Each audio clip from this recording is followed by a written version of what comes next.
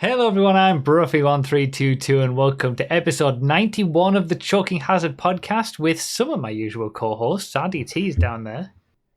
Hey. Sounding as bright and chipper as ever.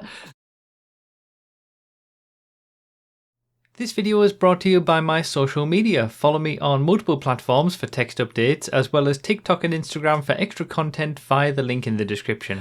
Josh is over there. Hello. Hammer is the hammer right above Josh. I am. Hello. And Nos obviously isn't here, but we did get some updates from Nos that we'll read out throughout the course of the podcast. It's been 2 months since the last podcast. We've only missed one podcast in that time, but with them being once a month, that's it. 2 months, and what's been going on? It feels like it's been forever. Yeah, it's been a while. Where do we want to start? I mean, I've been to the US, but like I'm always in this situation where as soon as I get back from something or I'm ready to talk about it, I can't think of anything that I want to talk about. So, you're gonna have to ask me some questions about whether how was the trip and things like that for me to have thoughts pop up in my head to answer your questions, I think. So you went to San Diego, right? San Diego, yes. And this is your second time there? Third time. Third time? Yeah, we went in 2017 and then 2019, and now again in 2024. But those first two times, those were for like events? Yeah, that's true. They were mainly for TwitchCon both times, and we did a lot more traveling back then. We went to Vegas, LA, we went up to San Francisco in 2017, drove all those places. So I think 2019 we went a few less places. We still went to Vegas, but it was mostly San Diego and Vegas. But San Diego had TwitchCon then at the convention center, whereas it was in LA, Long Beach for the 2017 one. And then this time it was just sort of 2 weeks of more of a holiday than anything else.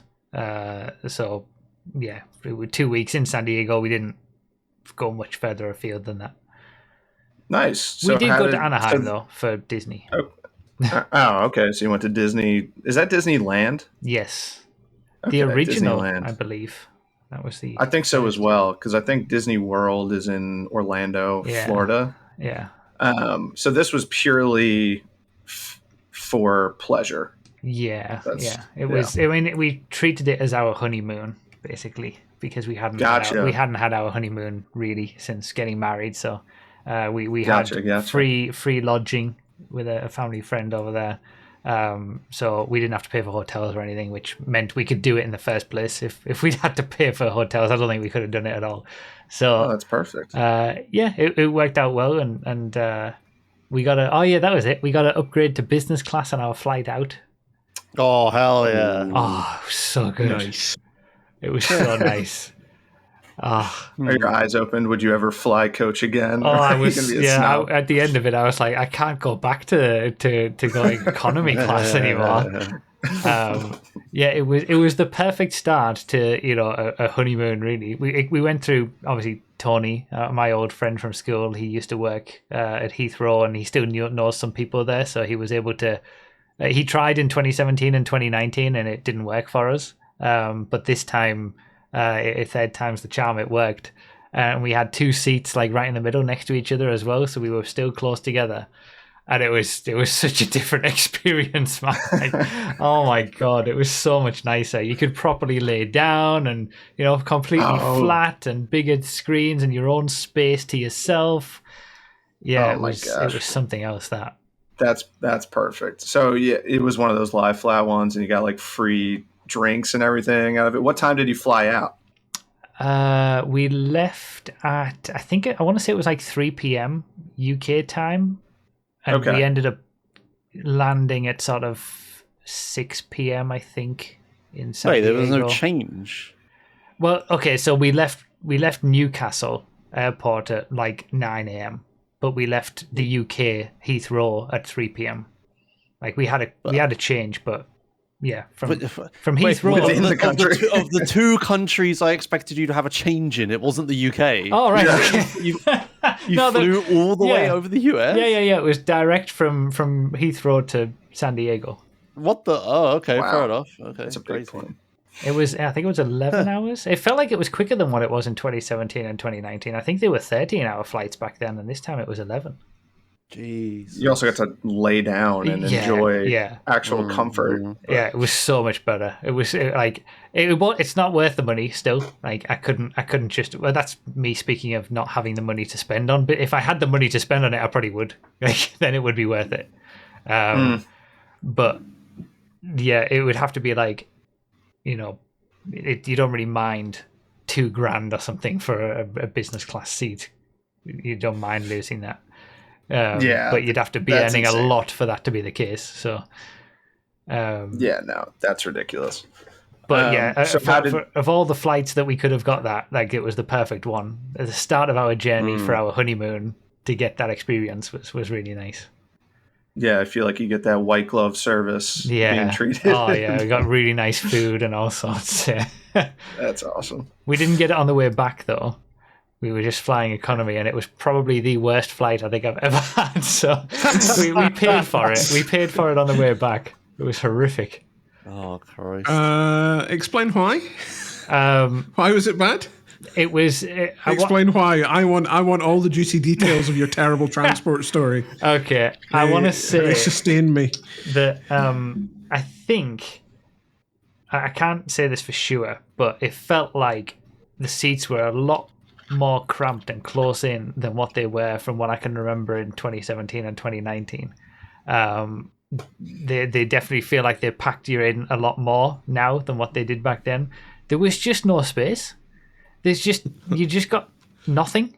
Like for 10 hours on the way back, I was just like, I was like this, like closed in and no space in front. And then people, obviously, because it's like a night flight, they put all their seats back. And if you don't put your seat back, this chair is like here on your face. Yeah, it was horrific. And then I was like struggling with like stomach issues as well, like wind and all this kind of stuff. So I was in pain, and I had a headache when we got onto the flight. Like it was the single worst flight I think I've ever had. So I paid for the niceness on the way back. Yeah, no good deed goes unpunished. No, I know that's exactly like how it was. Yeah. So you've just reminded me. Do you want to see what the airlines are planning for the future of economy air travel?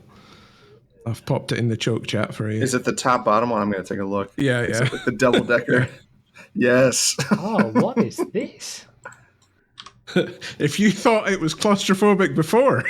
Oh my Christ. Hell. Yeah, I mean, you'd get slightly more people in, I guess. I mean, would that be better though? Because the one thing that annoys me the most is when people put their chairs back in front of you. Like here, I guess you don't won't have that problem. You'll just have a wooden board about a foot in front of your face for the entire journey. Yeah, you don't get any. You're just in like that consistently, I suppose, in this kind of setup. Plenty of leg room, though, to be fair. Yeah. For someone who's quite tall, the leg room, I'm like, that's hello. True. He's got his legs across, hasn't he? I kind of like that. It's not terrible. I think that I honestly think that would be better than the current, like coming fresh off a 10-hour flight of what I just experienced. That would be an improvement. You know what it is for me? It's the claustrophobia of the lower deck. I don't particularly like it. I'm not particularly claustrophobic, but I know people that would just hate that. Yeah. They rocked up to their seats and they were sat on the lower deck and just like, oh God. Imagine if the guy in front of you had next to the window. Yeah, exactly. There's that too. You've got the backdraft of people's farts if you're on the lower deck. I really don't see this working just because that would add so much weight to the plane. Like, I don't know if the added capacity would be worth it. Yeah. Yeah, you'd need a lot more up and down. Like, if you didn't have they seem to think they can make it work, so we'll see what happens. I mean, they know more than me, I guess. So yeah, it was great on the way there, horrible on the way back, and then in the meantime, in the intervening time there, it was a lot of fun. We had a good time, but we didn't really do anything in particular that I would probably, say was a reason we went there. It was just to spend time and enjoy the weather. Did you go to the beach? Like, did you? Yeah, we went. There's Sexy shouting me saying hello from outside. Hello. Yeah, we went to the beaches, the various beaches. It's San Diego. We went up to like one of the monuments that is up there, the Cabrillo Monument as well. Like we went to sort of did a bit more sightseeing, I guess, than what we've done in previous years of just seeing some of the nice spots. We ate a lot of good food, and that was I think that's where we spent most of our money, to be honest, on food. Yeah. Went to Medieval Times before we went to Disney, the night before Disney. Medieval I hear that's Times. a classy joint. It was a fun experience. Did your knight win? It did actually. Yeah, he did. Your knight won? Yeah, it was. You could tell, like, the way that, for anyone who doesn't know Medieval Times, it's basically like a theatre show with knights, and you eat at the same time. So they give you like a feast. It's like they give you chicken and potatoes. You eat with your fingers, and it's like a coliseum. It's like an arena. Yeah, like a coliseum kind of seating. Whilst you're watching this sort of show play out in front of you with 4 different knights, and you are assigned one of the knights based on where you sit. So there's a blue, red, yellow. Well, no, there's 6 actually. There were 6 knights with different color schemes. But I could kind of tell as we were getting towards the end how the story was going to go, and it's like, okay, he's obviously being made out to be the villain. He's going to take out him, and him. Our knight's going to be the one who's left, and then it was a battle between our knight and like the one who'd be made out to be the bad guy. And I was like, okay, I bet we win. So our knight did win in the end. Yeah, I went to one of those in Canada as well. All right. The only thing I found really awful is that like the staff that are like giving you food and that lot, they couldn't seem to decide whether they were role playing or not. Okay. And it's like some of them fully committed to it, which was kind of cringe on its own, but then some of them are sort of just like, yes, sure, my squire. Here's the old Texas toast. Yeah. That was dope. The rest of it was good, but that part was kind of awful. It was fun though, because we enjoy going to the theatre and seeing shows and stuff. So it was kind of like that, just with a lot of extra bells and whistles on top of it. That's cool. So how does this one compare to the other 2 times? Did you have more fun? It was more relaxing. It was kind of a different reason to go, but do you think you had a better time just kind of not having anything to do on your itinerary? I think it was just as good, just different. Like I think each of the 3 has been. I think the second one in 2019 wasn't as good as the other 2 because we got ill in the final week. It wasn't quite as good. We didn't make the most of that one. I think we still went to Vegas, but we'd been to Vegas in 2017, so we didn't do enough different, I think, in the second one. Whereas this time we focused on doing a lot of the things that we hadn't done already. But yeah, I mean, they've all been great trips over there, and it's such a nice place to just be and exist. The weather's so nice. Yeah, I've never been to California, but I've heard that San Diego is kind of a really nice, quieter city, I guess, to go. The best thing, the plane had like a little info thing about your destination and your place that you come from and stuff like that. And it said about San Diego, it's like a village, but the size of a city. And that's kind of what it feels like. It feels more like a small town in the vibe of it, but it's just big. It's just a big city instead. So it is a nice place. I would recommend San Diego over any of the other places in California that I've been to. All right. But yeah, it was a fun trip. I do have one story actually. I might have mentioned. I don't know. I definitely mentioned it on a stream, but I don't know whether I mentioned it on the podcast before I left. I was planning to go see some motorsport in the US. So there wasn't any sort of... I was just about to ask about that. There wasn't any NASCAR or IndyCar or anything that was anywhere close by, which I would have liked to have gone and seen. But I scouted around all these different places, and there was a very short dirt oval that's maybe 40 minutes out of San Diego. And they had a race on one of the weekends. So I was like, oh, we can go to that. So we planned it all out. We were like, okay, yeah, we'll go there this day. And they only do race meetings once every 2 weeks. So it just happened to be in the 2 weeks that we were there that we could make it. So Yeah, the drive out was quite interesting. It was through. I mean, it's located on a Indian reservation, and there was a casino and stuff first of all, and then it was up these mountain passes and things, it was an interesting drive to get to this speedway. About 40 minutes drive. Got there, pulled up, and it was closed. Oh. And all the gates were all locked up and nobody was there and nothing was obviously. So you broke in and drove the track yourself. Obviously, nothing was going on, and I was like, "Oh, what's going on here?" We were there a day late. Oh dear! It was on the Saturday, You're and we never went one on the for Sunday. reading the instructions, are you? I couldn't believe the it. instructions. I have no idea how I did it. I got absolutely no, because I knew I had it in my head the date that it was, and then I was like, there must have been a point where I've associated that date with a Sunday, and then I started thinking it's this Sunday, like the specific Sunday, and I forgot about the actual date, but it was that date was a Saturday, so we missed it by a day. So yeah, but at least you had a nice drive out there. We had a nice drive out in the 40-degree heat, which was unbelievable out there. As soon as you get out of car's got air conditioning, right? It did have air conditioning, but it was working hard. Well, what are you complaining about then? A nice drive out. It was a nice journey. 100 and wow. Yeah, okay. it was incredibly hot out in that desert. Wow. I couldn't believe it, and I felt so bad because I'd dragged Xerxes 50 minutes out on this drive on these weird, dodgy roads. Really, some of them were for nothing. What was the rental car? What were you driving? We were driving a truck, a Ford. It's the family friend who we stayed with. She lent us like an old truck that she has, and we drove it back in 2017 and 2019 as well. Oh, nice. I can't remember the name of it. Begin with was it a Ranger Expedition or something? Is that a Ford? It was like an SUV kind of. Like it had a sort of a big back end with loads of boot space and everything, but it wasn't like a flatbed truck or anything like that. Yeah, it could have been an Expedition, I suppose. But it was an old car. It's like 20 years old or something. Explorer, that might be it. Oh, should I look it up?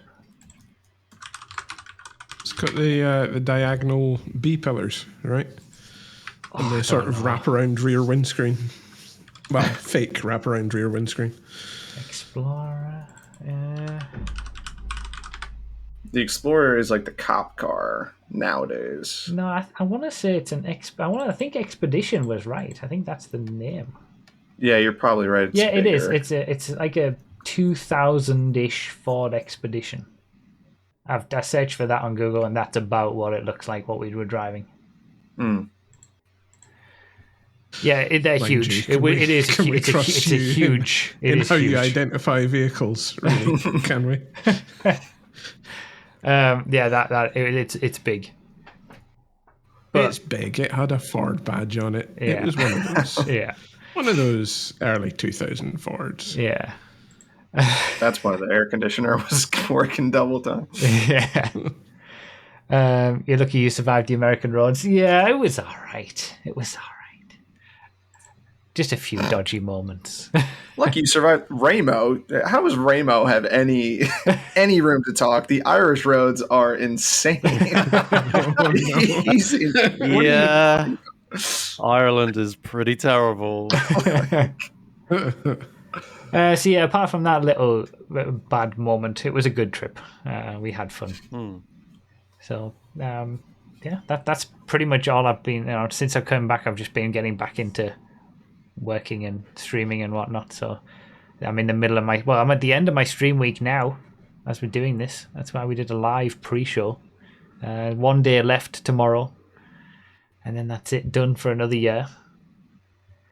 What about you guys? Right. What's your deals? Not that much. Moved in with the girlfriend in the beginning of August. I remember you telling us about that. How's that going? First two, well, it wasn't that big of a change. It's been great. obviously. It's been amazing. I love it. It just hasn't been that big of a change because I was spending most of my time here anyway. Okay. So it was kind of just more of a get out of my apartment situation. So the move itself was she's watching me right now. She has a gun to my head. It's been amazing. No complaints at all. She's watching for what you're saying very, very harshly. Yeah, she'll be judged on this. But no, it's been, the move was just a little stressful, as it always is. You know, you've moved a couple times, Broughy. You know, Josh, you've moved more times than anyone has ever moved. Probably again soon. Oh God, no.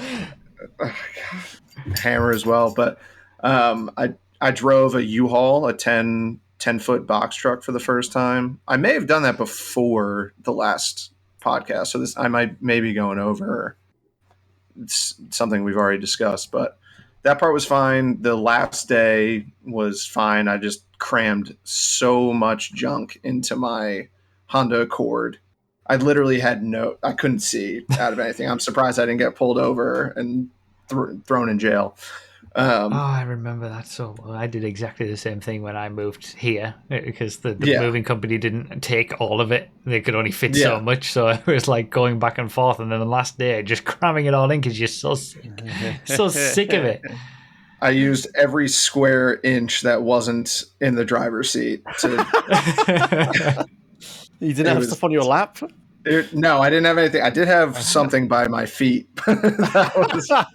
which is definitely not recommended. But and then I still have boxes full of junk in our garage that I need to go through. But it's been great. And I only have to go into the office. Well, they kind of just told me it's going to get bumped up to once a week. But before that, I was going in every other week. Don't tell my bosses, but I'm probably going to start going every other week again, even though they're telling me to go every week. It's just so unnecessary, though, isn't it? Like, it really is. I work better here. I have a perfect setup, and I probably do less work in the office. Again, don't show this. Cut this part out, actually. Yeah. It feels like that's how it is. Like, I don't get why companies are so intent on getting people to go back to the office, because it feels like everyone's just so much more productive at home. Like, surely they see that. If you knew the real reason. Yeah, it's when you look into it, it's pretty grim. Yeah, pretty much just treating. Yeah, exactly. It's what? It's pretty much just treating staff like livestock and ways to drive up share prices. So yeah, they have to be able to.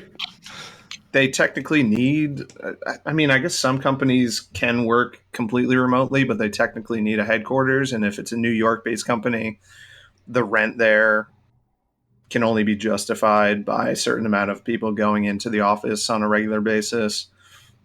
And yeah, so that's basically it from my very minimal understanding of it. But all right. Yeah, it's pretty bad. Speaking of Amazon are telling all their employees to get back to work 5 days a week in the office now. All right. No hybrid working. It's back in the office every day. Oh, good on you, Amazon. Thanks very much. But apparently Twitch have an exception. Yeah. Twitch I stats saw have that, an exception because they don't have enough office space anymore. Oh yeah, didn't it? Like, wasn't it leased it out to other people and stuff like that? Yeah. And then Rockstar, didn't they also mandate everyone to go back to work in the office as GTA 6 gets closer and stuff? And people had moved away and had to move back to Scotland for it. And, I mean that's an issue. People that were allowed to move are now being told to move back, and they've over the past 4 years or whatever have changed their entire lives. It's been half a decade basically since this started. It's crazy how that. But it hasn't been much of a change for you because you were already mostly living there anyway, I guess. Yeah, exactly. It's been better. It's been a lot better, I think.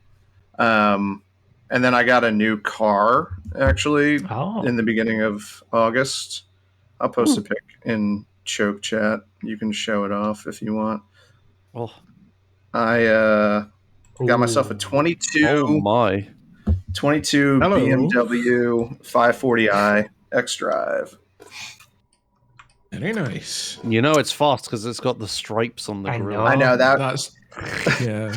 It's going to be very, people are going to be a little bit torn on that, but yeah, it's got that like diamond black. It's got the light brown interior.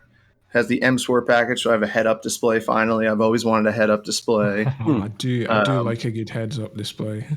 and I'm loving it. I'm loving it. My payment didn't go up that much. I still had a year on my lease with my Honda, and I got a good price on this one. How much this stuff was can coming you off cram of- into that? Yeah, we should try to find out. I'll move again. No, not lease. Do the blinkers work? Please use your signals. Hey, I'm trying my best. I'm doing my best to change that stereotype about BMW drivers.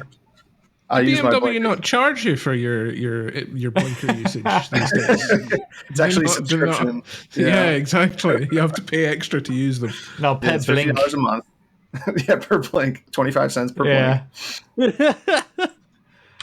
But I'm loving it. I totally get it now. I was one of those people that have always been like, it's a car, it goes A to B. Why do you need anything more than that? I totally get it now. It's super comfortable. It's super fun to drive. Yeah, I'm loving it. So those are my two big things. I moved and I got a new car. Nice. So I basically put what I'm. No, go on.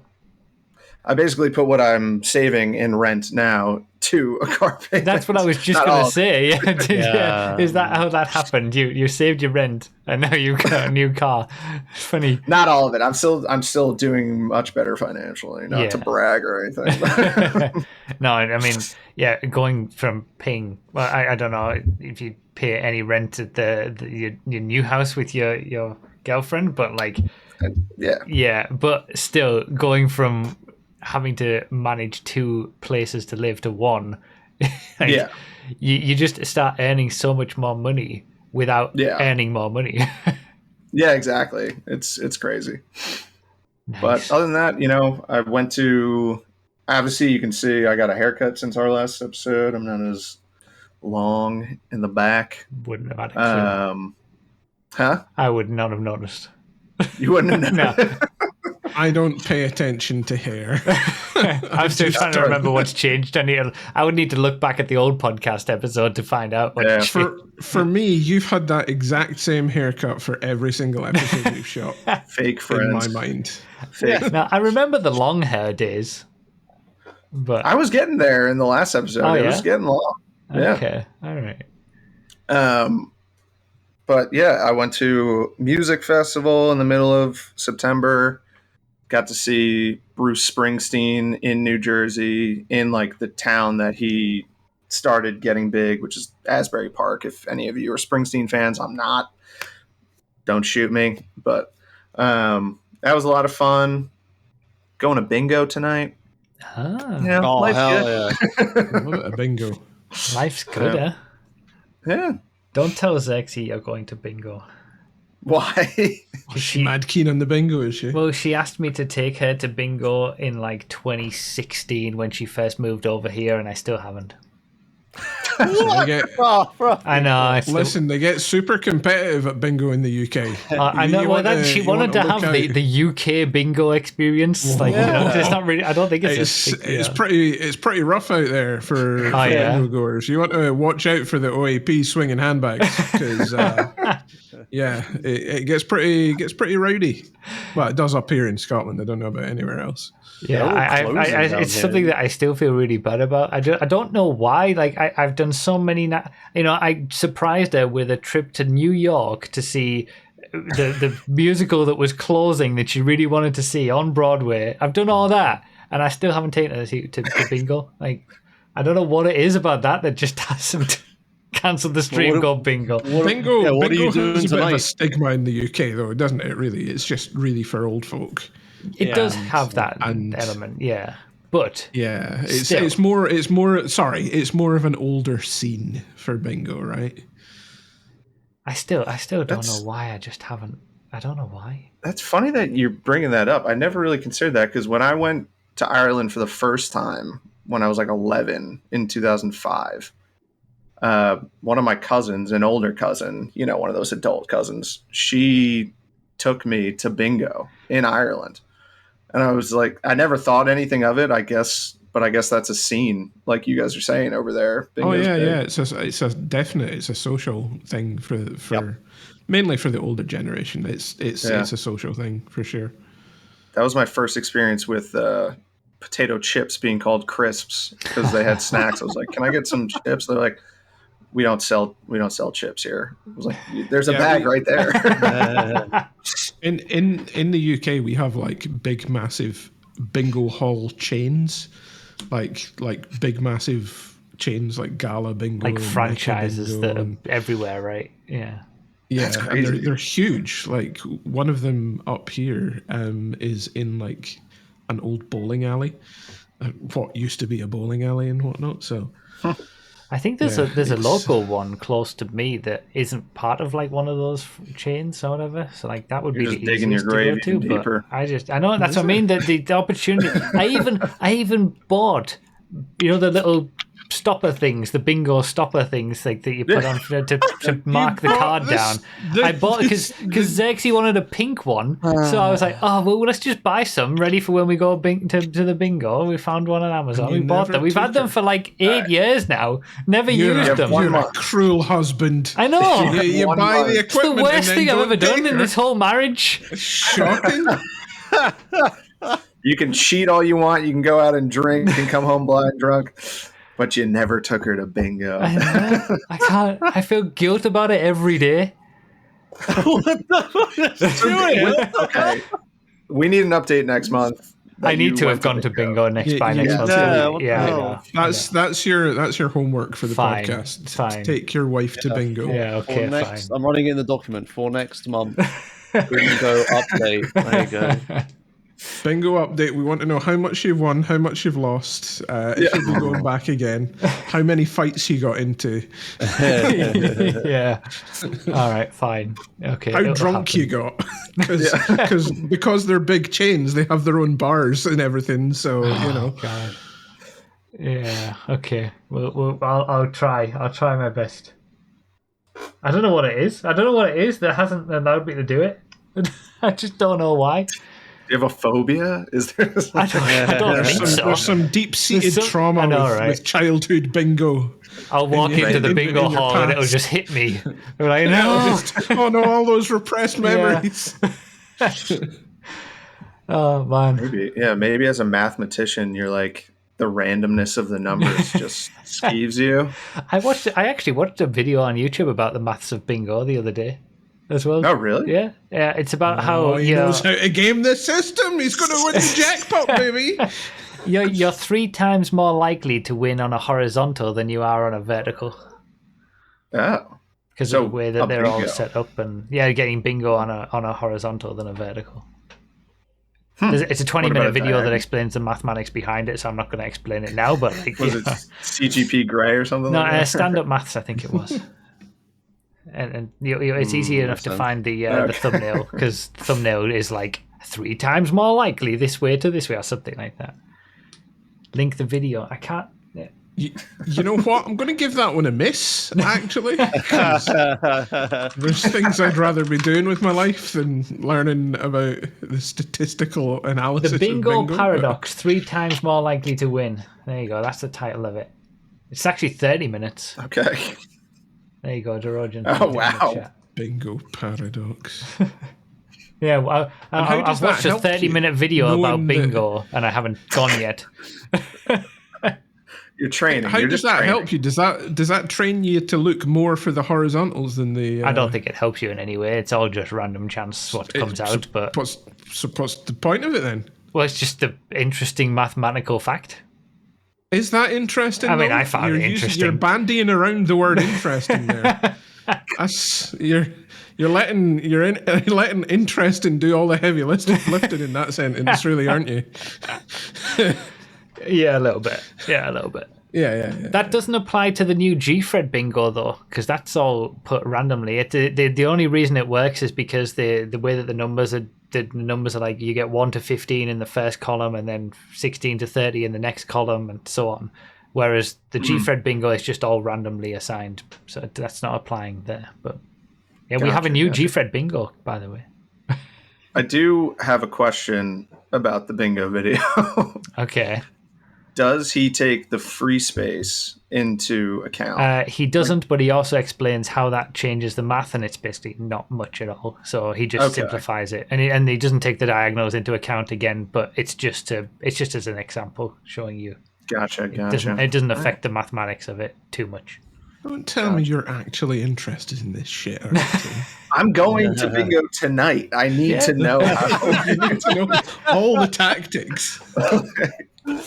Basically, once you've got a number in one line, start looking at the other lines more. Okay. But yeah, it won't help you to win. It's just interesting. Yeah. In my definition of the word interesting. Then Josh, what's been going on with you then? Kind of strangely, in hilarious ways, the opposite to RDT.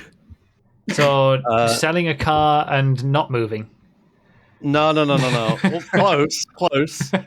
I'm gonna blow over this one and have absolutely no follow up to it. But my girlfriend moved out, and I got a new bike instead of a new car. Okay.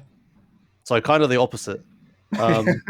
Yeah, I don't remember. I'm sure I've talked about this before, right? My new car direct from the Chinese factory carbon fiber. Oh yeah. You were waiting for it for ages. In depth. Yeah. You've talked about the process. Yes. Well, yeah, I got all the pieces of it. And I've been waiting for my friend who knows about bike stuff and has a garage and a workshop and stuff. I was waiting for him to be free to help me build it. And that finally happened a couple weekends ago. So I put all my bike stuff in my car and drove to Devon, Cornwall sort of area, west. And oh west. boy, yeah, it gets hilly out there. And he does not live in a big city. He lives in the middle of an intentionally vague nowhere. And oh my god, I've never driven down like so many like single track roads. Okay. And it's like the speed limit is 60 miles an hour, right? Yeah, you're not going 60 on those the locals roads. are doing it. Yeah. The locals are doing it, so I'm poodling along like every single corner and hill, like looking around, like, am I gonna die? And then it's insane. Yeah, people fly at you because they know there's a big difference when you know the roads. You can go 60 on a lot of those roads, but when you don't know the roads, like it's such a big difference of that. But people just stop and then just sit there and look at you and expect you to reverse and stuff. Yeah, and I was just like, I got no idea. Was it those areas where you've got like little cutouts, so someone goes over to the left or the right or something to be able to pass each other? Yeah. Yeah, there was the odd cutout. But geez, it was the hills as well. So like if I'm going like up a vertical slope and then suddenly a car comes off the top and I need to somehow like not stall and everything. Yeah, they're a different experience. Yeah. So I took the biggest roads I could there. I just followed Google Maps on the way there. But Google Maps, where it thinks that those roads are 60 miles an hour, it just puts you on it, even though it took probably like twice as long as taking a longer way. Like Google can't work that out, can it? They are 60 miles an hour road, so it thinks, oh, this is short and or 60 all the way. But yeah, really, you're going an average of like 30 to 40, and it ends up being longer than just going the long way around. Yeah, exactly. So on the way back, I did the long way around. Yeah. I like forced it to like take me through A roads, but A roads doesn't mean much out there. It was I still see. Single track for a lot of them, but it was better. But yeah, anyway, so I managed to get out there, and we were going to spend the weekend building the bike, and I streamed it as well, which was a laugh. So we were like building the bike together. Yeah. The problem is the first day went okay.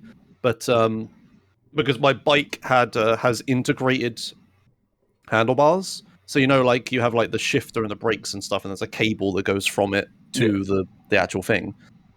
In my bike, the cables run through the handlebars and then through the frame to the place. Okay. So there's like no cables hanging around. Cables. Yeah, it's just smooth.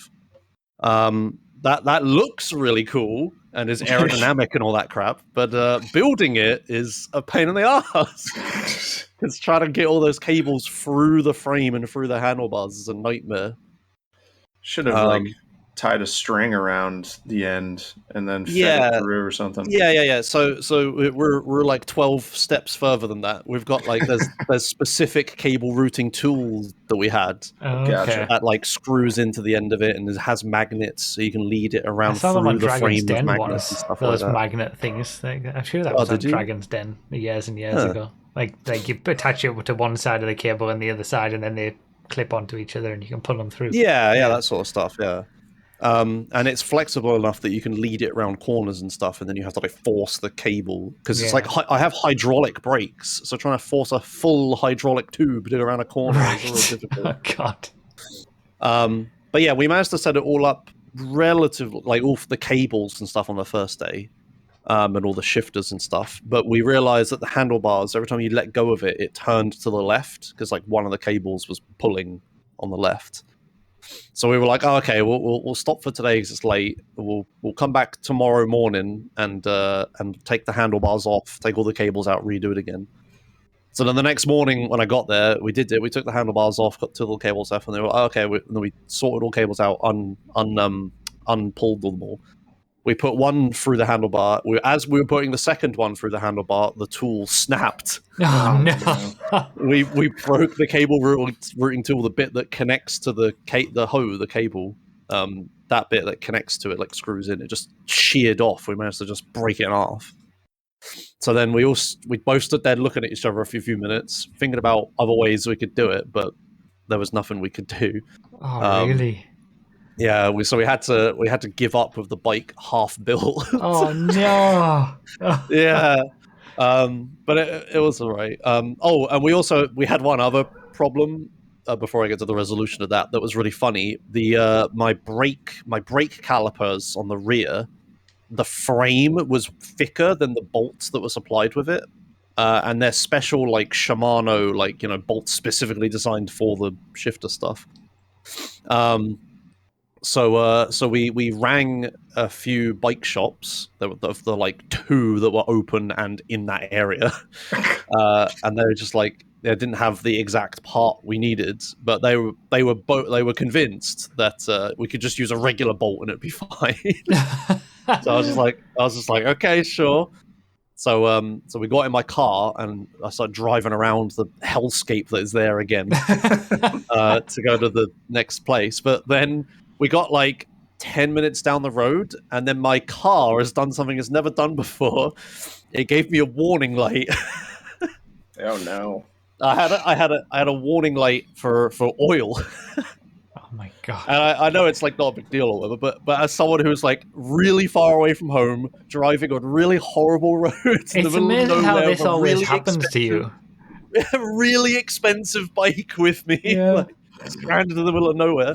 Right, like in the most rural place I'd ever been, and I got an engine warning light. I was just like, "Oh no!" Like, that's amazing. Yeah, it was a yellow light, thankfully. Yeah, it just doesn't like it always just seems to coalesce at certain moments for you, doesn't it? Like, everything will be fine, and then everything happens at once. Yeah, it was awful. So I pulled over at the first petrol station we came across, and I went in.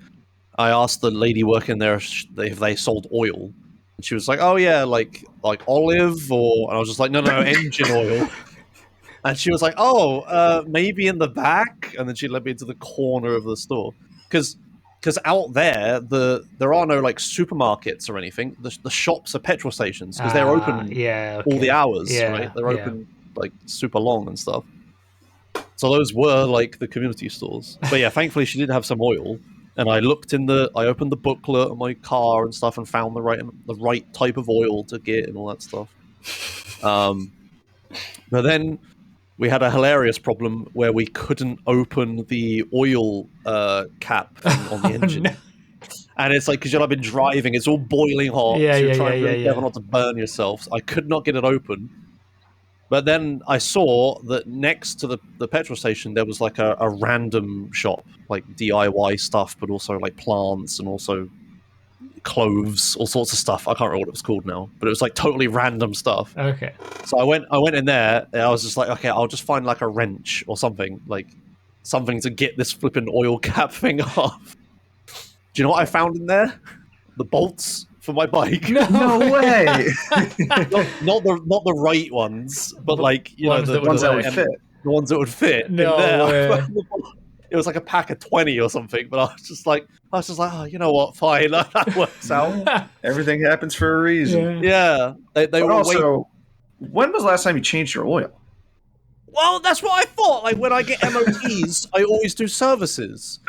So I was thinking they're changing my oil for me. That's what they're supposed to be doing. I mean, yeah, they would meant to. If you ask for a service, then they're at least like checking it, topping it up, whatever.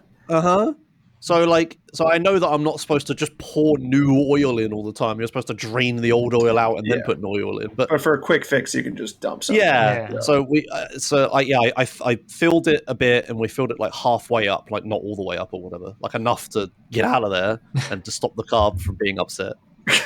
But yeah, then we came back, and the bolts we had, they're like way too long. So we had to use a bunch of nuts to like as washers to like extend the bolt. Yeah, it sounds good. Yeah, like on my brake caliper, I'll be fine. Yeah, I'll be fine. Are you planning to get the correct ones and replace it, or are you just leave it? No. So what happened is that was before the handlebar. We broke the cable routing tool thing. Yeah. So then after that, it's just like, okay, I'll just take it to my local bike shop here, like where I live, and they'll just build it for me. So yeah, I took it in there, explained like, these bolts replaced them. Yeah. I was just like, it's just for transport. It wasn't for like finality. But yeah, I got the bike built up, and it's done. It's good. I could post some pictures in the thing. Nice, you liking it? Smooth ride. Yeah, have you been out? Yeah. The gears need work, but that's what happens on a new bike because all the cables stretch and stuff. So getting the front derailleur to go into the actual gear that I want is a pain in the butt. Discord, can you do the thing where you work? Okay, thanks. Let me find. So have you been out pictures in it, and is it like a significant improvement of what you previously had, or like was it worth the wait and the hassle of getting it custom made and all that stuff? Yeah, I think so. Because it's exactly what I want. I don't think those pictures dox me. No, that's fine.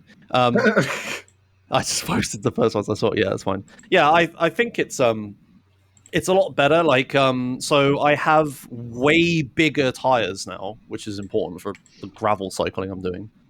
Like way larger. That in theory should slow me down on the roads a lot, but then I have way better gearing, so I can actually go faster on the roads anyway. So that works out. Yeah, it's like a nice color. Like, I really like how it looks. Like, it doesn't look like there's no cables at all. Yeah, it's nice how it's all hidden away. Yeah, those pictures are before I've added a bunch of stuff to it. But yeah, it's all hidden. It's like the right size for me and stuff. Like, I don't have lower back pain anymore. There's no branding and stuff on it. Yeah, like pedals. Yeah, there's no pedals on those pictures. Yeah, you don't need them. Basically rides itself, those fancy bikes. But yeah, I'm at the stage where, because it's so new, I'm like, I'm keep getting like what's called helicopter tape. It's like this protective film tape, like a vinyl wrap for a car or whatever. So I'm doing that on like every area I do anything to. Like, I'm putting a bottle cage here. Like, I'm putting this tape on to protect the bike. Yeah, okay, I see. But yeah, so but I'm still working on it. I've got it up in a bike work stand downstairs at the moment, and I'm like, I'm adding more bottle cages. I'm taping more stuff, adding more. I still haven't put all my bags and stuff on it. But I don't think I've talked about this on the podcast actually. I'm planning to do a thing called joggle on the bike. Have I talked about this before? I don't remember the word joggle, but I do remember you talking about something bike related. Yeah, so like I want or to. Something? want to cycle from John O'Groat to Oh Land's End. yeah, I remember you saying. Right. Yeah. So I want to do it on this bike. So I want to cycle the entire length of the country, and I have a route now. It's called the GB Divide. It's like a challenge route. That if you complete it, you get added to a private Strava group and stuff like that. It's like Okay. it's like a club thing, but it takes a bit of a detour around the Welsh mountains. Okay. So it'll be 2,000 kilometers exactly, and a lot of it I'm like by myself as well. So I need to survive for like several days by myself. Is that the sort of thing? Like, would you have like tent and stuff like that, and then you just put that up wherever you feel, and you keep going? I've on my other bike, I've done some little test trips into the forest with like a tent, sleeping bag, cooking equipment, all that stuff on my bike. Yeah, Adam will join you. Imagine the content. Don't speak for me, Remo. Don't speak for me. I mean, wait, where do you live, Broughy? Like, will I cycle past you? Are you on the east of the country or the west? The east. Okay, I won't cycle past you. What's this called? Can like GB Divide? Is that what I have to say? The GB Divide, yeah, that'll get you close enough. You can show the route on the page, I guess. Well, it's a pretty vague picture on the website, but yeah, the website is like stereotypical super hipstery cyclist vegan, crap. You read it. Yeah, like they could just use a Google map. Like, yeah, the title on the page is "Go Feral." What? Yeah, it's just all this stuff. Like, I don't. So I guess it goes. I'll link it, chat. It's that. I guess it's this one. I'm assuming that's Great Britain Divide. Yes. Ignore the edgy website. But the actual route is cool. Yeah, you. I mean, you're not too far. You don't go. I could drive to come and see you at some point. This is about like here when you're here. If you stop there, it would be easy enough for me to come and see you. Yeah. Between Carlisle and Newcastle. Yeah. Okay. Is that A69? Yeah, A69. Yeah. Yeah. I mean, I'm trying to gather like who do I know that lives along this route, because every day I can have a shower inside someone's house is a good day. Yeah, right? That's what I want to do. So yeah, I know a few people along that route that I'll be seeing. Broughy will follow you and honk aggressively at you. Come on, get off the road. Yeah, I expect it to take me about like 20 something days. Like if I can probably do 100k a day, but I'd want rest days and like this is a nice spot. I'll just stay here for a day, right, or something. Yeah, it's going to be that'll take a while, won't it? Like, mm-hmm. Are you planning to do any streaming of it, or? I don't know if I'd stream it. I'd definitely record it on my GoPro and my drone and all that lot, but. Pseudonymous. GB Divide cycle % world record is 7 days, 17 hours, 44 minutes. Unclear if glitches are allowed. Could probably shave a few hours off that to find skips. 7 days. That's the record. 7 days. 7 days. I'm doing self-supported % though, so I don't have like a support van with me. So there are some people that do that. They like have like 2 people. They do like 1 hour on, 1 hour off, and race up there. But yeah, no. But yeah, I want to do it slowly. I want to take my time, like see the country and stuff. Enjoy it. I don't want to rush. And I'm lucky enough to work in a job where I can take a month off. It's just a terrible idea, but nobody can stop me, so I'll just do it. Yeah, you can't be stopped, but you shouldn't. But you can. I shouldn't. Yeah. Yeah, that's pretty much it. I was planning to bring the bike up and show you it, but it's quite large, and I don't want to take it off the work stand. So, do you have a decent lock now? Like, yeah. Okay. I'm not planning to leave the bike outside, right? Yeah, I gotcha. Yeah. When I do go camping with it, what I normally do. If what the police and stuff recommend is if you take your tires off and put them inside the tent with you, because thieves are only interested in like a quick, like I'll take a whole bike and I can sell the whole bike, right? Yeah. So if I have at least the wheels in my tent, it's like they're a lot less likely to even realize there's a bike there, let alone steal it. Yeah. What you need is some sort of add-on that like a mattress add-on that turns the whole flat frame into a mattress. Just lay a mattress on top of it, and then that way you're sleeping on top of it. Thieves ain't going to find it by looking under you, you know? So yeah. That would be very uncomfortable, sleeping on the bike. Well, you create like little cutouts, and then what you do is you prop the front wheel up as a little pillow rest for it. And then listen, this is gold. We could get on Dragon's Den with this. Somebody from chat get running up some designs. The bike mattress. But yeah, I plan to do like longer and longer rides of it. I want to do another 2-day ride, and then I'll do a 5-day thing, and then once I've got my setup, once I got my setup good, and I know I'm capable of it and stuff, I'll just send the. Well, I'm planning optimally the best time to do it would be like August time, where the weather would be the nicest. Okay, so we're talking a year from now. Yeah, probably a year from now at this point. Like, I'll have the bike like super ready. Because otherwise, I'm going to be doing it in the dead of winter, and that's going to be absolutely miserable. Yeah. Like, cause just for like daylight hours alone, would limit how much I could ride so much. Yeah, and then it probably gets so much colder at night if it's raining or whatnot. Yeah. Freezing. The less it rains, the less miserable I'll be as well. So. Yeah. All right then. Well, the next thing on the agenda is Hammer also moving. Everyone's moving. Oh yeah, you never said about you moving. You said in the pre-show you might be moving. Oh, me? I mean, or is that related to the no explanation of the first thing that you mentioned? Because we don't need to talk about it. No, I'm alone in this place, and this place is expensive. For okay, right. Okay, I should probably move at some point. But it hasn't been planned yet. No. Okay. Hammer, you did move though. I did. Did you have a lot of fun? Finally. No, I did not. Actually, it sounds like you had a lot of fun.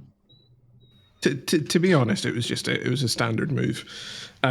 Thankfully, I have a friend who is just the best, really. He organized renting a van because I don't drive, obviously, so he got a van, helped me with carting all the stuff into the van and moving it and taking the van back, and he sorted everything out. So, and he didn't get angry once, which is great. So yeah, that's what you want. Didn't get angry at me dropping shit, and he was just a good lad. But yeah, everything's all moved in, and I am in the new location and have been since the start of August, pretty much. So. Okay, do you live on the GB divide line? You're asking everybody. I live on one of the deviations. Okay. That I saw on the map when Brough brought it up. But we can talk about it after. Okay, sick, yeah, okay. Hooray, another shower. Are you liking the new house then? Is it better than, I mean, when you showed us it looked very nice when you finally got moved than the old place? I know that's stupid. Well, there's no mold really. For a start, so that's good. Why would you move if it wasn't, I suppose? Yeah, no, it's great. It's super quiet, which I like. It's right in the middle of the city, but in a little secluded area within the city. Yeah, so nice. It can't really. It's got I'm looking out my window at a park just now that nobody really goes to because the entrance is really hard to find. Okay. And then there's trees, and I had I was on a work call earlier, and I've got floor to ceiling windows, but there's bars on the outside, horizontal bars at the bottom. It's when you see houses that have that sort of, they can open up both of the doors almost like a balcony, except you can't go outside, of thing. so it's those sort of bars. I was on a work call and just like a little line of blue tits came and landed on there. And I was just like, that's cute. And I've had like a little magpie come and sit and just watch me working and stuff. And, it's the little things nice. Sometimes. It's nice being next to nature, but also in the middle of a city. You know? You're getting a bit of the best of both. Yeah, it's definitely interesting. And your own little private park. Definitely. Yeah, very interesting living in a listed building as well. There are lots of quirks to get used to. So lots of very expensive quirks to get used to. So yeah. I won't go into that yet. What is that? What does that mean? Don't really want to think about it, to be honest. Okay. A listed building. It's like a building that's like protected by the government. Like this is a central cultural piece of this area already. Gotcha. Yeah, you're not allowed to. So it's a building of historic significance. Yeah, essentially. Although I did go around exploring, and I did find out that it was listed on the property, but I didn't actually look at it. But like the attic is at the moment it's partially floored. But I went up there expecting, basically the way the building works, I thought it would have like a really, because you can't see from the outside. It has a really, I thought it had a really shallow roof, but when I went up there and looked, it's massive up there. So if I can floor the whole thing, I'll essentially have like double the floor space in my entire building, because it just runs the whole length of the uninterrupted throughout the whole building. Nice. So if I can, and it's all like, because it's an old historic building, it's got like old like wooden beams and everything that looks sick. So I'm already making plans. Am I right in saying do you own, like, did you buy it? You're not renting? Yes. Yeah. I thought so. I couldn't remember. What? Sick. Yeah, that's nice. So you can do what you want to it because you've bought it, but you also can't because it's a listed building, so there's only so much you can do. So the listings only apply to the outside of the building and not the roof. Oh, okay, that's good then. Okay, so, but it also applies to the windows as well. Okay. So like the windows are like timber framed, custom made, double glazed windows. Okay.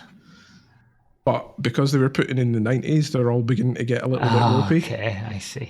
And in order to change them, I have to find somebody that will be able to create a replacement one. They have to then consult an architect who will tell them the right sort of materials to use, the right sort of paints to use, the right sort of treatments to use, the correct measurements, and then apply for planning permission to get that approved, which is more cost. You have to, it's like £300 to actually put the plans in. Oh, wow. And you might get rejected. So, yeah, I'm making do at the moment, but like it is something that came up on the home report. These will probably have to be replaced, but I didn't take into consideration the whole planning permission thing. But, we'll cross that bridge when you get to it. It's fine. It's fine for just now. But yeah, happy with it. Very nice. Apart from that, there's still like a few bits and pieces that I need to do to like make it comfortable for me. You know, like my bed isn't in the right place in the master bedroom because I need to move a radiator and things like that. But it shouldn't be too difficult because it's electric radiators. So very nice. Yeah, good. That's about it. I guess. I guess since we've done updates for everybody, we can give Nos his time for the stream, even though he's not here. He did give us a life update via Discord. Should I read it off in his voice? Oh yes, please. That would be fantastic. I'm really excited about this. I wasn't expecting. Should I do the whole thing? Oh yeah. I actually read it out to my girlfriend this morning. She was like, "Oh, it's actually sweet, even though it kind of has some." All right, life from me. All right, life update though. It's been hitting me pretty hard. The green Miata has a slave cylinder out. I got into a small accident in the Accord. My seasonal depression symptoms are kind of reappearing. Work's been really difficult with a new general manager. Not been feeling well. Developed sciatica, and I had some blood work I had on Tuesday. Said I had a low platelet count, but I don't know why yet. So we're going to find that one out. But some good things have been happening too. Oh, wait, actually, you know what I should be doing? I won't start it over, but... Oh, no. I feel really bad because I was just laughing and smiling during that first bit, and it was all really bad news. It's all really bad. Why are you laughing? Don't laugh at me.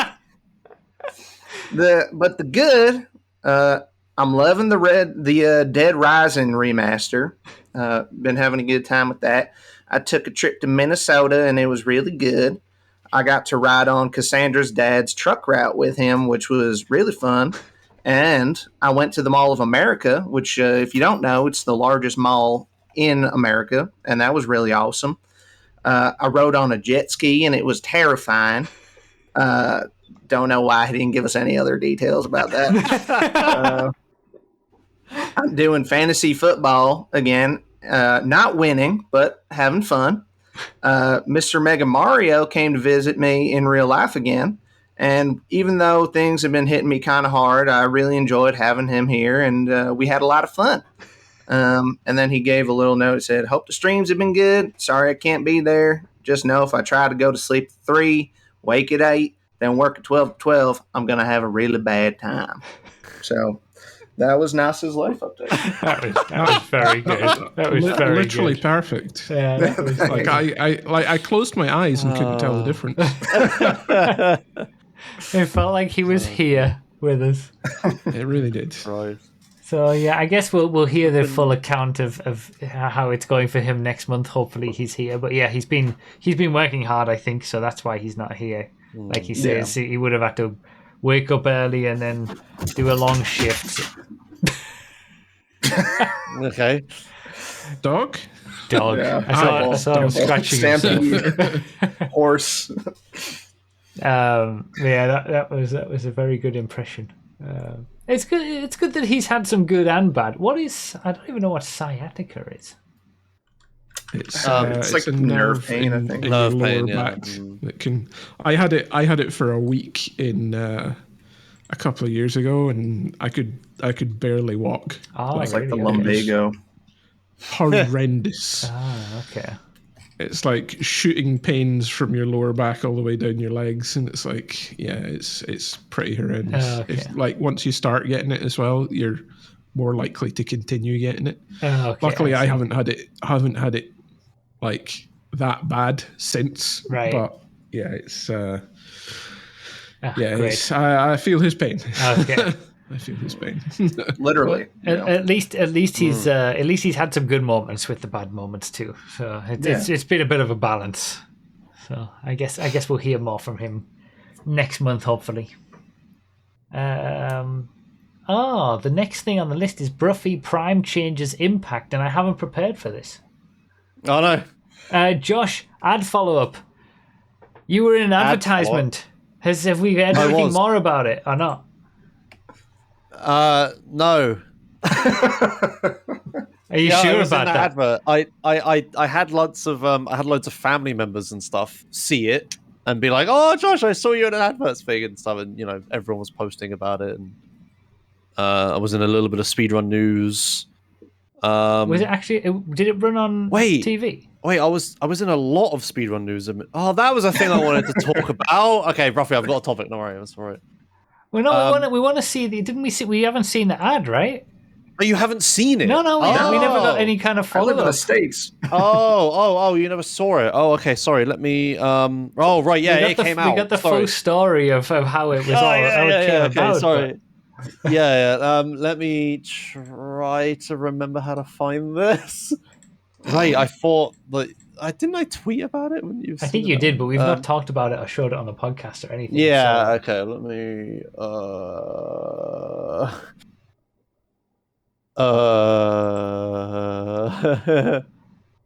Where was it ran? Was it ran on like online areas or like TV it wasn't. Or... It was don't think it was ever used on TV. I think it was just like a blog post or something. Okay. Okay, my plan is to scroll down my Twitter until I see it. I think that's probably the best it's going to get. Why do I tweet so much?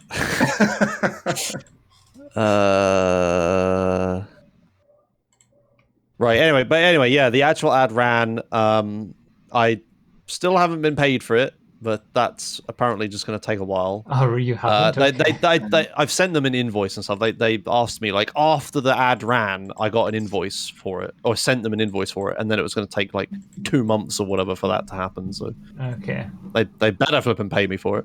Make sure they don't take that KFC off. Oh, I found it. Yeah, they did. I put the KFC on the invoice. It's actually on the invoice.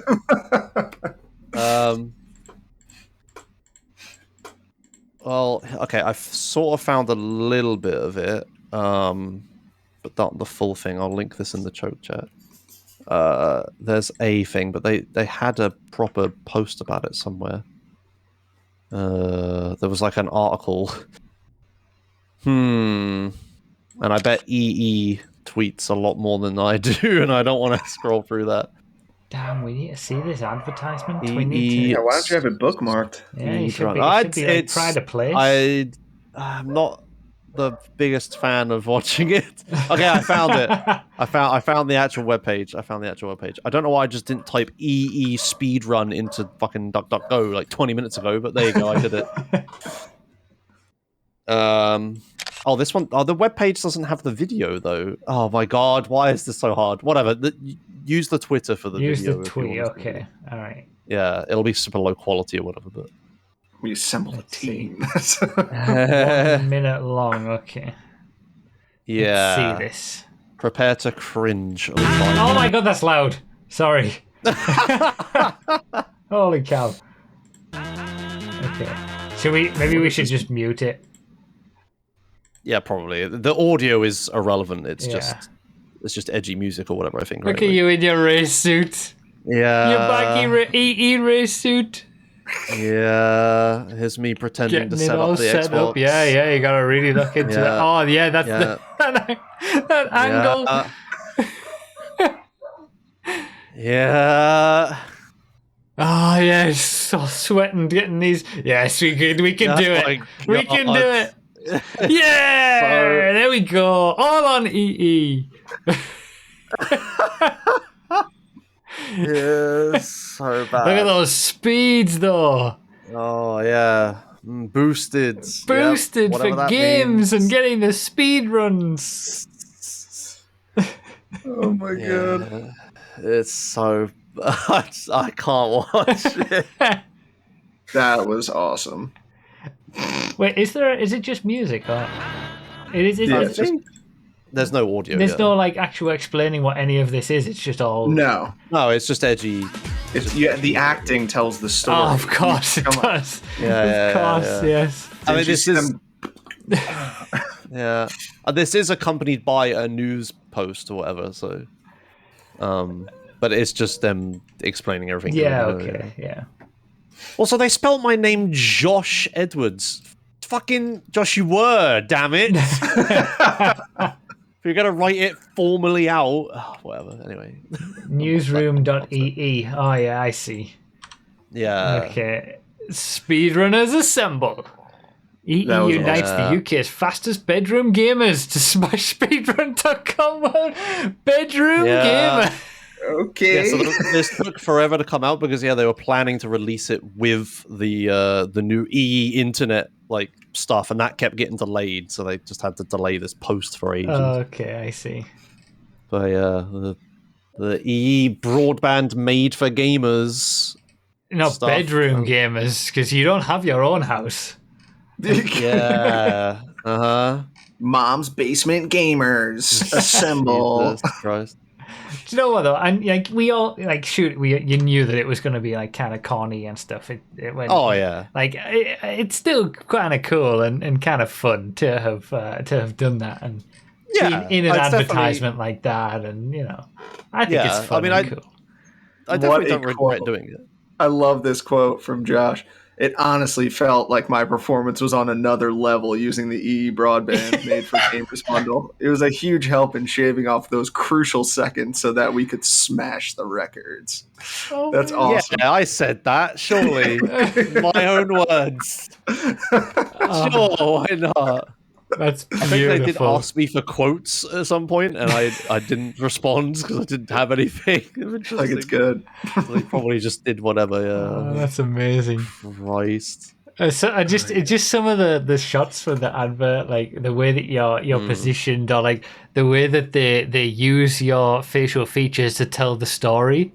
But it's so obvious how they've done it, and like it's just because we know what you're probably actually thinking in those moments, and like how it's just like it's brilliant. What I'm actually thinking is, God, I wish this guy would stop telling me to pull a different face all the time. Yeah, right? Josh nodding and going like, "It's gamer time." Yeah, No. really. Oh, that's brilliant. That's awesome. Hopefully they pay you after this. Yeah, hopefully you get paid. I hope so. That one, I gotta show it again. That nod. The nod. Yeah. We can do this. We can do this. We can do. And then the bit at the start where where is it? There. Like, come on. That moral support. Yeah, they just got us to do This all is these so sorts good. of shots. It was... You knew we were going to pick it apart like this, though. Yeah. I just can't believe it was like 1 hour of playing the game and like 6 hours of this crap. Like, Yeah. It's awful. But I mean, that's showbiz or whatever, I suppose. That's showbiz, baby. I got KFC out of it. Yeah, that's true. Could have had anything. Okay. Was there something else you wanted to talk about? Because I was in some numbering. Yeah, I was in actual speedrun news the other day. So like PC Gamer and stuff ran an article about it. Should we move Speedrun Corner up for this? Oh, you do yeah. I suppose. Well, I have something that's not related to like gaming or news or anything like that, so I can muddle my way through it. Yeah, go on. You do you first. Because we talked about it a while ago, that Twitch were changing the impact of Prime subscriptions, for me at least. And this, I didn't realize that this is how it worked for everybody in terms of you got a... What was it that yours was? Wasn't it the Prime subscriptions were always $2.50, not the percentage or something? Right? Like... but my Prime subscriptions were at the $3.50 mark for having the 70-30 split that I've had for years. So every Prime subscription that someone gave me, I got $3.50 for it. But what? For how long? You had that exact same reaction when I told you about it the first time. Okay, all right, well, I should do that. That's insane. Because because I thought that's how it worked for everybody, that you just got the percentage that you were meant to get. But you informed me that Prime subscriptions were always at the 50-50 split. For like, even if you were on the Partner Plus 70-30 thing, the Prime subscriptions were still always 50-50. Well, I mean, they're even more worthless now. But now they've changed them to a set amount depending on the country that you're in. So if you're in the US, it equates to $2.40 or whatever it is. If you're in the UK, it equates to $1.90 or whatever it is. It's all downhill from there. Yeah, exactly. So I said when we talked about it on that first podcast that I would follow up and let you guys know how much of an impact that had. Yeah, it's depending on the country of the subscriber, and it has had an impact. let's just put it that way. And it's had more of an impact for me because I've gone from that 70% of it, where each one was worth $3.50, to each one being worth much less than that. Oh no! And go on then. I can if I can get this full screen. I took a few. I think the lowest Prime sub I saw was like 40 cents or something. You get like. Wasn't Turkey like 6 cents or something? Did they change that? Oh, maybe Turkey was like nothing, yeah. So I need this one first. Yeah, get the popcorn out, chat. Yeah. So I could have done a better job if I'd prepared for this, but I haven't. So this is for this year how many Prime subscriptions I've had from January. I'll zoom in a bit. From January to August, which is what we've got the last full data on. This is how many people Prime subscribed. So, it goes up and down and whatnot. Now, the next is going to be my income just from Prime subscriptions. And what you're going to notice is that it will follow basically exactly the same pattern until it gets to the last 3 months. and keep in mind, there is a little bit of a dip in July and August anyway, right? Keep that in mind. But then we come to the income from Prime, and it has a significantly higher dip towards the last 3 months where it corrects itself. So I think this is the month where they kind of swapped it over. So some of them are still at the original and some aren't. And then like the July, you can see that for July I had, a little bit less than what was in June. But the income from that was almost half. So, and I was going to look at the numbers, but yeah, I could work out the exact amount I'm earning on average per Prime sub. But ultimately, the upshot of it is I'm probably down about, well, let me try and quickly look at this. And this is just, the same amount of people say subscribing. It's not people actively choosing to not subscribe as much or whatever. For the same number of people subscribing, I'm down by about $250 a month just from Twitch making that change. So, yeah. Oh, God. Oh, yeah, right. I just found it. Yeah. So if you're from Turkey, your Prime sub is 9 cents. 9 cents. Yep. Okay. 9 cents. Goodness. Yep. So if anybody had Amazon Prime and Twitch Prime and subscribed to me before this change would happen, I would get $3.50, and now I get 9 cents. Yep. Yep. Is that not like even lower because the pound is so strong at the moment? Yeah, that's yeah, cents, it will be. dollars. Yeah. Mm-hmm. So and there's lots here that are like 35, 40. Most of them are like 60 cents. Plus, we get taxed on that twice because we're in the UK. Right, let me see if I can just quickly, because Jan was asking for average income per Prime sub. I can do that. Just give me a chance. Here you go, chat. That's a crappy link, but that's the pricing for most places. Yeah, United States or Canada is $2.25, which is that's pretty similar to what we were always getting, apart from unless you're Broughy. And we're apparently making bank all these years. Yeah, that's it. I didn't know that it was any different for you guys. Yeah. I still can't believe you made so much. That's 70-30 split. I'm so annoyed that my Twitch partner stuff just ghosted me 10 years ago, and I've never heard from Twitch ever again. I could have been... There's so much stuff I could have got. Nowadays, it's all automated, and it seems like having Twitch partners is a bit irrelevant. So I've sort of... Here we go. I can get some numbers on it now. So beforehand, I was getting $2.80 per Prime sub. Right. On average, based on the actual numbers that I have on the income and the amount of subs I had in those months. Now...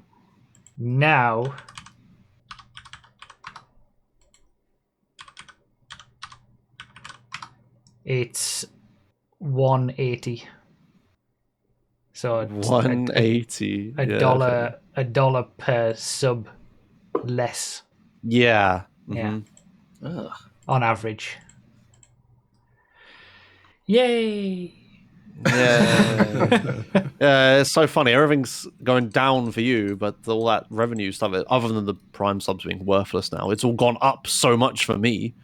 Now, because I actually am getting 70-30 when I was before. That's it. Yeah, it's funny how the different situation that you're in, these changes that Twitch make affect you differently. So I'm happy that you're doing better, but I feel like The 70/30 should have just been a standard thing for so long.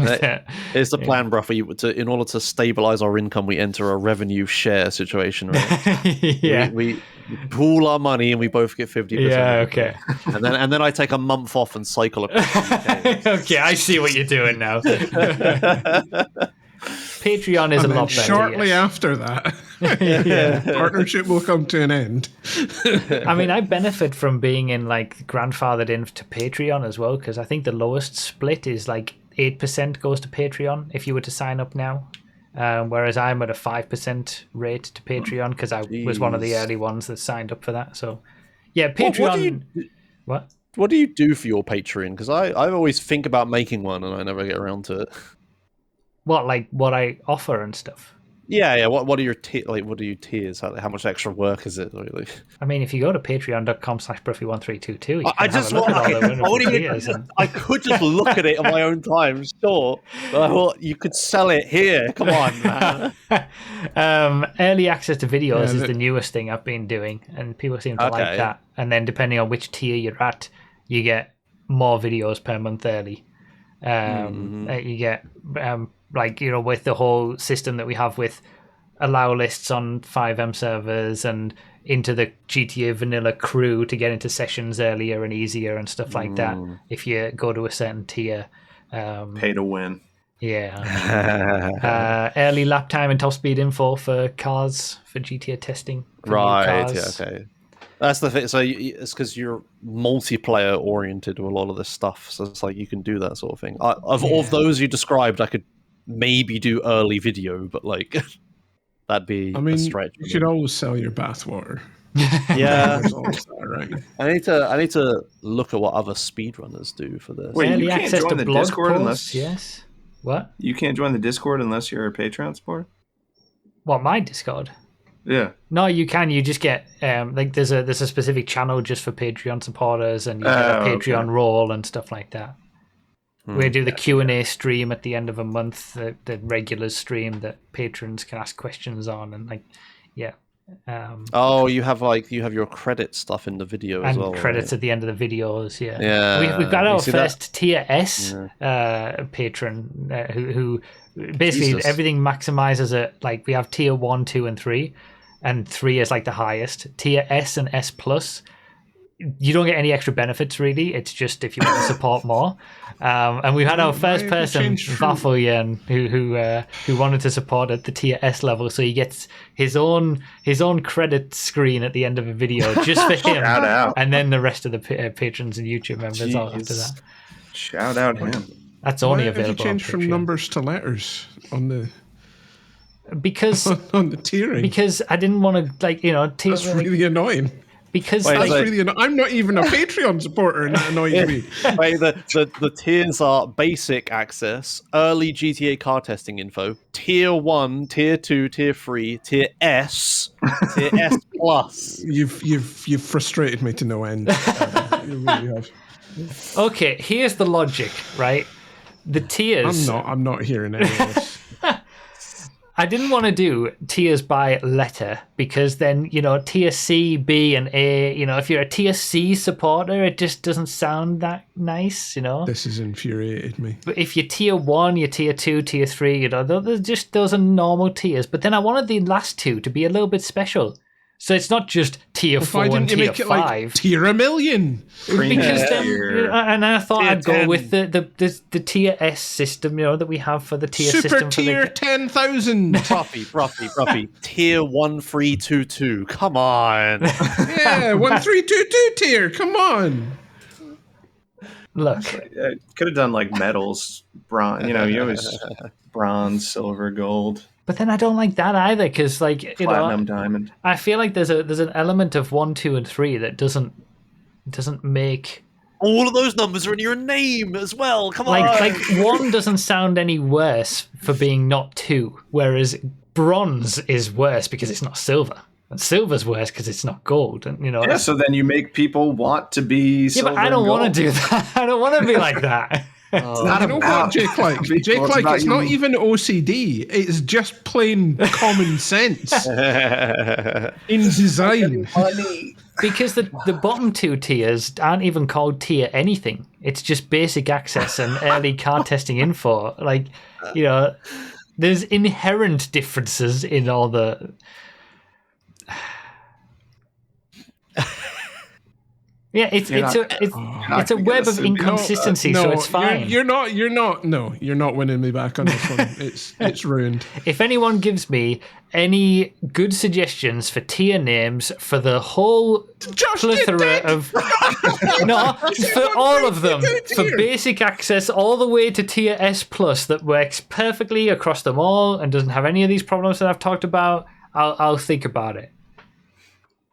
In the meantime, subscribe at patreon.com/Broughy1322 and 95% of your money will go to me. No, don't subscribe because it's nonsense. Absolute nonsense. All right, Broughy, here's what you do, right? You make another tier S plus, but you call it tier 1322, and we'll see how many more you get on that one. What would be the one above it? S plus plus. S plus plus plus. Where does it end? You're adding bloody symbols into it now. S plus exclamation mark question mark full stop. It's tier S plus, tier S hash or sharp, right? Like programming. Hashtag tier S plus plus. Oh my god. Why tiers? Oh yeah, and tiers of vehicles, right? Yeah, you could have like sedans. That's what I thought. I didn't want to tie it too much to GTA.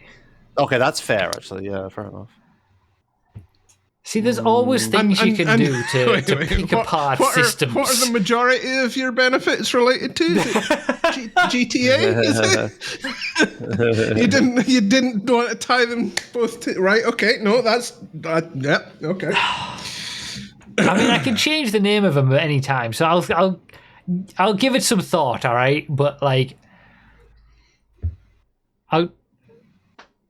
leave me alone. Could it made them bloody car trim levels? Yeah, like Thu Jones says in the chat.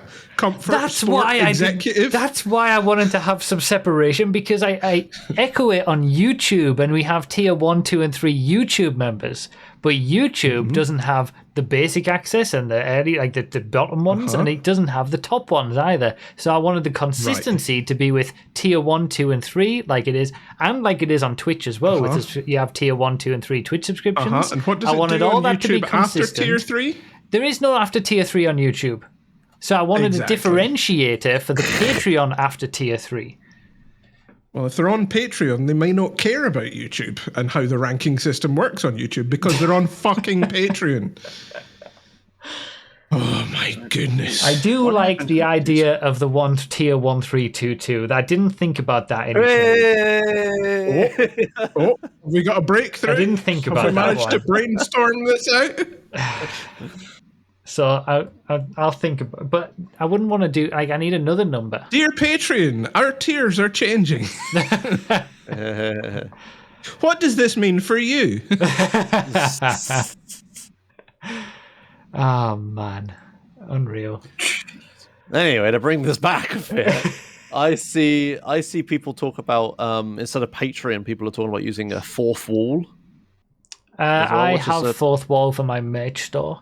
And they did try to get me over to using their membership system. But there was no benefit to do it because Patreon, I'm already at the 95% split with Patreon. So all I would be doing is losing people who won't transfer over.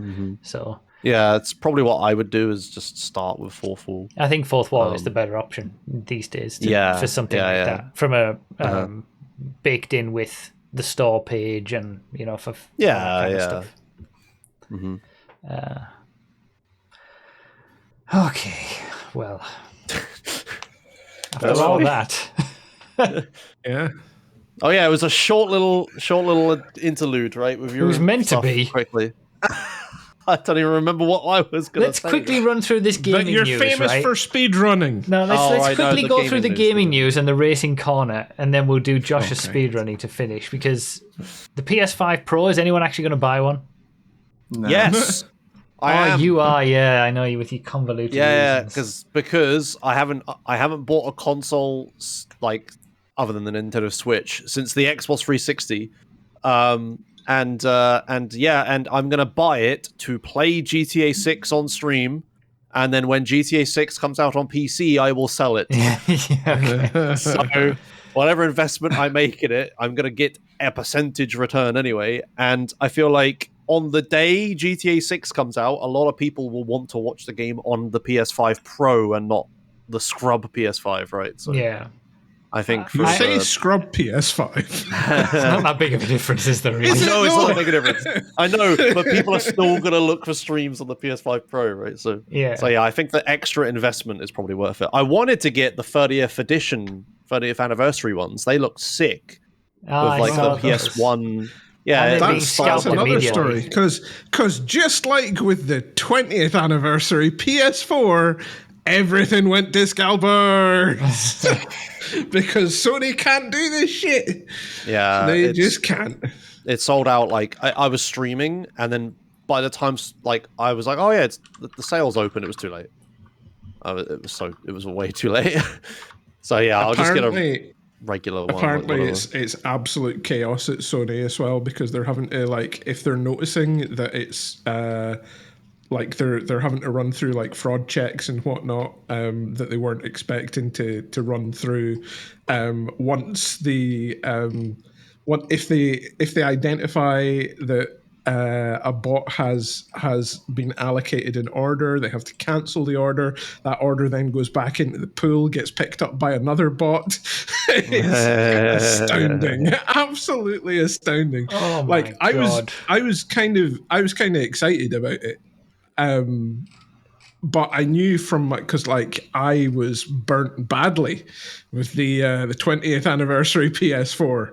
It was ridiculous what happened with that because in the UK, the way that they did it, because UK has weird competition laws, is that it was a special tie-in with the company Game in the UK, and as everyone knows, Game are awful. So what happened was you had to go to the Sony website, and every day they put up a puzzle, right? A really easy puzzle for people to do, right? And once you completed the puzzle, you got a link to go and buy the console because there was only so many, and they put them up in batches per day, right? However, because Game are dodgy, some of their staff members who worked in their IT department decided to leak all those links to all of their scalper friends for a price. Some of the links were going for upwards of about £5,000 per link, I believe. Jesus. But basically, the whole allotment of PS4 Special Edition 20th Anniversary consoles for the UK went to scalpers, and they were all on eBay the next day for £10,000 a pop. So there was pictures of people with rooms full of 20th anniversary PS4s showing them off. Oh God! I've actually been searching on eBay for like completed listings, and these 30th anniversary PS5 Pros are going for like $3.5-4 grand. People actually have bought them. And yeah, it's just so dumb. The other thing that annoyed me about the anniversary edition, we in my Discord, we all slagged it off immediately because when it came out, because they're obviously trying to get people on board to get the PS5 Pro, and this is the way to do it. And then when they showed off all of the stuff on the video, they were like, oh, and here's the special anniversary controller, which you can get separately. But if you buy it in the bundle, it's really good. And then they went on to talk about the bundle, and then they showed the controller, and the USB cable you get with the controller has a little bit on the end of it to make it look like a PS1 controller. Like it's got the little rectangle bit at the USB end. You don't get that with the standalone controller. Of course you don't. You don't get it with the standalone controller. You only get it if you buy it in the bundle with the PS5 Pro. And it's like, it's like, what? An extra 20 pence to you? Can you not just absolute arsehole. Appreciate your fans a little bit? What's the point of limiting the controller limit the console because they're hard to produce in bigger numbers. They're not, but limit the console if you want. But don't limit the controller, for goodness sake. Idiots. Absolute idiots. A $700 PS5 Pro, I think I might look at it for GTA 6 if there's a reason. But considering it's £700 as well in the UK, considering it doesn't seem like it's going to give that many improvements over the PS5, and it doesn't have the disc drive, and it doesn't have the vertical stand. You're comparing it to a base discless PS5, and it's basically double the price. It's just insane. Like, I don't know how they can charge that. It's just unreal.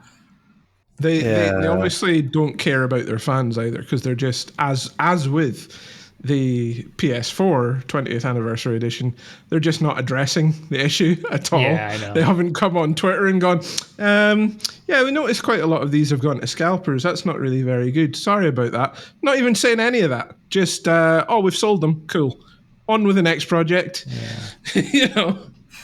The next bit of gaming news ridiculous. After that, there's this is listed. Rockstar lowballing artists for music copyrights. Now, I saw that as it was happening, and it ended up being a total mess from what I saw on Twitter. Of like, the guy who initially said that didn't take into account that like the money was being split across the band, and then like there was fees going to everyone else. So like in the end, they probably offered the right amount of money for the song, but I don't know. He just wanted more. So I don't know whether I want to look at that and touch on that too much, because it seemed like it was a whole mess. Fair enough. And then Annapurna Interactive quits. I saw a bit about. I saw some videos about this as well. What did they make again? All good indie games. Well, they don't make games. They publish. They games. publish. That's why it's only like 25 people quit, and that's the whole company basically. Outer Wilds, What Remains of Edith Finch. What Remains of Edith Finch. All the good ones. All the good indie games. Yeah. Yeah, all the good ones. So it's really unfortunate.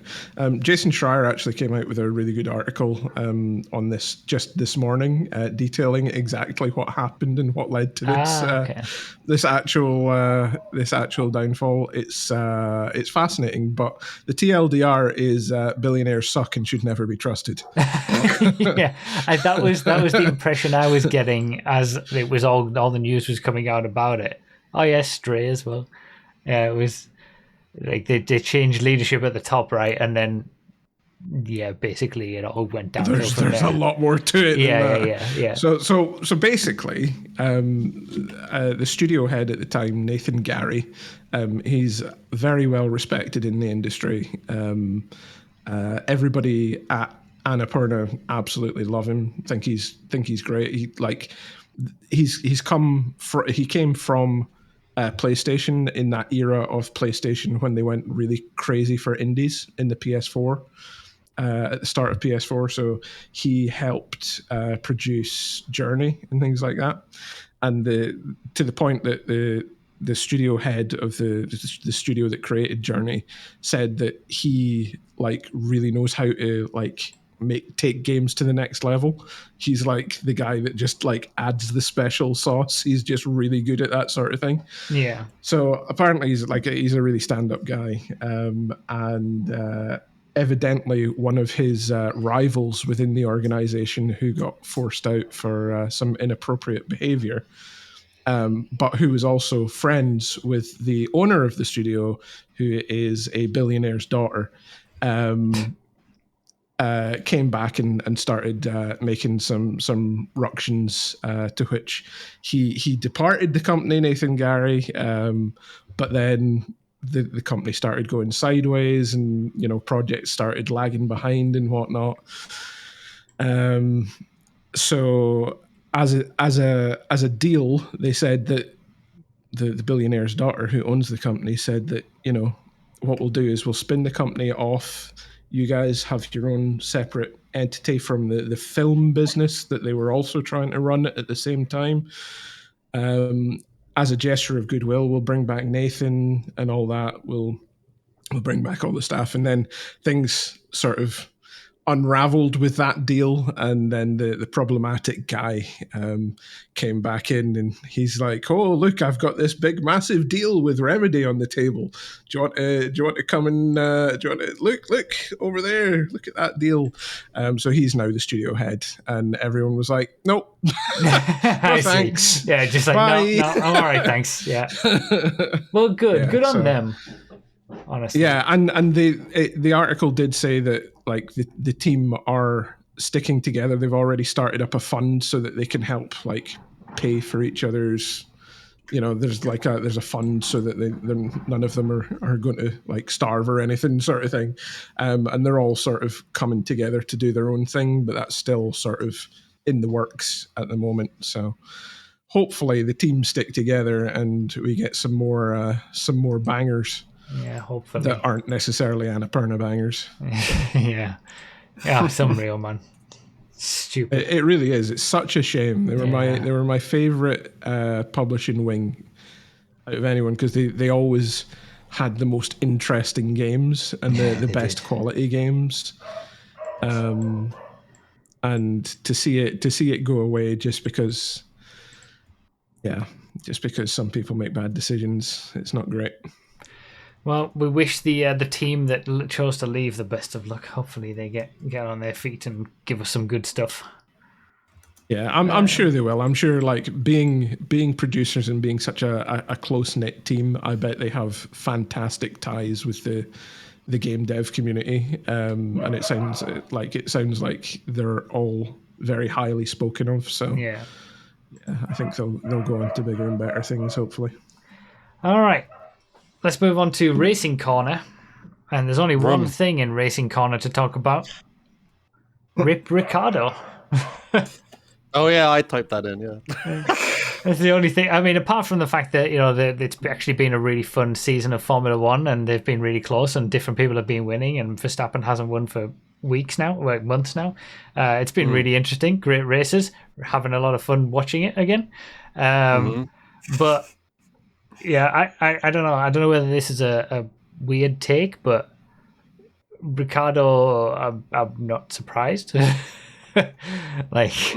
He wasn't exactly doing great, and I don't know whether do people have like a view of Ricciardo that he's better than what he was. Like, he had some good moments, but he was also quite hot and cold. I seem to remember, even in his Red Bull days.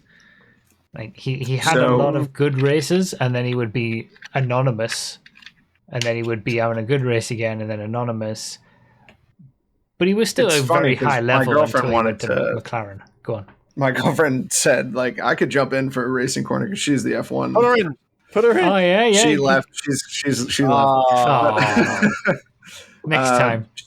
She mentioned something the other day that Ricciardo, she feels, maybe kind of overextended on thinking highly of his own abilities, because he left Red Bull and then went to a lesser team thinking that possibly he could be a number one and be the guy for another team, and just didn't end up that way.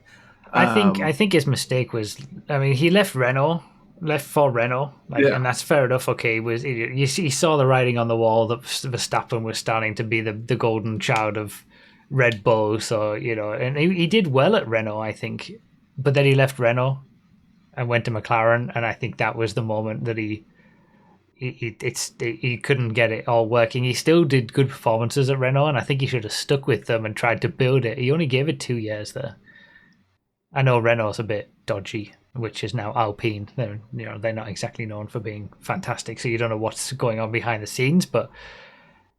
Yeah, I don't know. I feel like what would have happened if he had stayed there? Like, if they would, they're like proper bad right now, right? So yeah, but I mean, from his own personal performance perspective, but he also came in and beat Vettel in his first season. But I also think that was a lot of Vettel not driving to the abilities that he could with all the changes of the cars and stuff. So maybe he just I don't know. Maybe you're right. Maybe your girlfriend is right that we all thought, and he thought that he was better than he actually was after that first amazing season, and then. Yeah, it's like when betting on yourself. Yeah, when betting on yourself doesn't go right. Yeah. But I always seem to remember everyone always used to be amazing on Ricciardo, and I was like, yeah, he's a great driver, and he can have some great races, but he can also be anonymous sometimes. So yeah, I don't know. I don't know. Some of those late breaking moments. Oh yeah, so good. Ricciardo, I know. right? It's a shame he lost that to a degree. Yeah. Maybe it's just the way the cars developed away from what his style was good for, or something. Ricciardo is like one of those drivers that everyone wanted to do good, and everyone are like, fans and everyone around him in the sport like always wanted him to do good, and it just kind of never happened after the Red Bull days. The Renault stuff wasn't too bad, but there was that one win at McLaren when Hamilton and Verstappen hit each other at Monza. But yeah, it just never really happened again after that. And then after, I don't know, after all of that stuff, and then going back to Red Bull, as soon as he went back to Red Bull, like V-Carb or whatever, Toro Rosso, it was so over. What's your plan after that? Yeah, the only way from there is to back into Red Bull, but that's where you started. So that's what you moved away from because of Verstappen all those years ago. Yeah, and he's still there and probably always will be. I just didn't see a path forwards, and it's Perez is doing terribly, but if they're going to get rid of Perez, they're going to put Lawson in. Yeah. And Lawson's always going to be younger and more exciting than Ricciardo at this point. I don't know. It was just sort of over. It was definitely one or two moves too many. Yeah. But I think one of the problems is that I could probably name half of the entire Formula One grid that shouldn't be there. That could quite easily, you wouldn't miss them if they weren't announced for a seat next season and they brought in some, younger drivers from Formula 2 or other categories or something, just having more of a, people who these drivers who deserve a chance at Formula 1. Yeah, half the grid. You could get rid of 10 drivers easily. That would be better to just have younger drivers in instead. And Daniel Ricciardo, unfortunately, was one of them. Yep. But so is Tsunoda, so is Stroll, so is Gasly and Ocon and Perez. There's so many of them. That's the problem. And it's crazy if you look at a list of people who've won Formula 2 and then didn't get in. Exactly. Afterwards. Yeah, they didn't even get a chance. What are they all And I think Tsunoda's a good example that they took someone who, I don't know, he was all right in Formula 2, but he wasn't close to winning a championship. He was fifth in the championship when I saw him. He had some all right races, but not great. And then they put him into Formula 1, but there were so many other drivers that were more exciting than him in Formula 2 that year and since. And it just,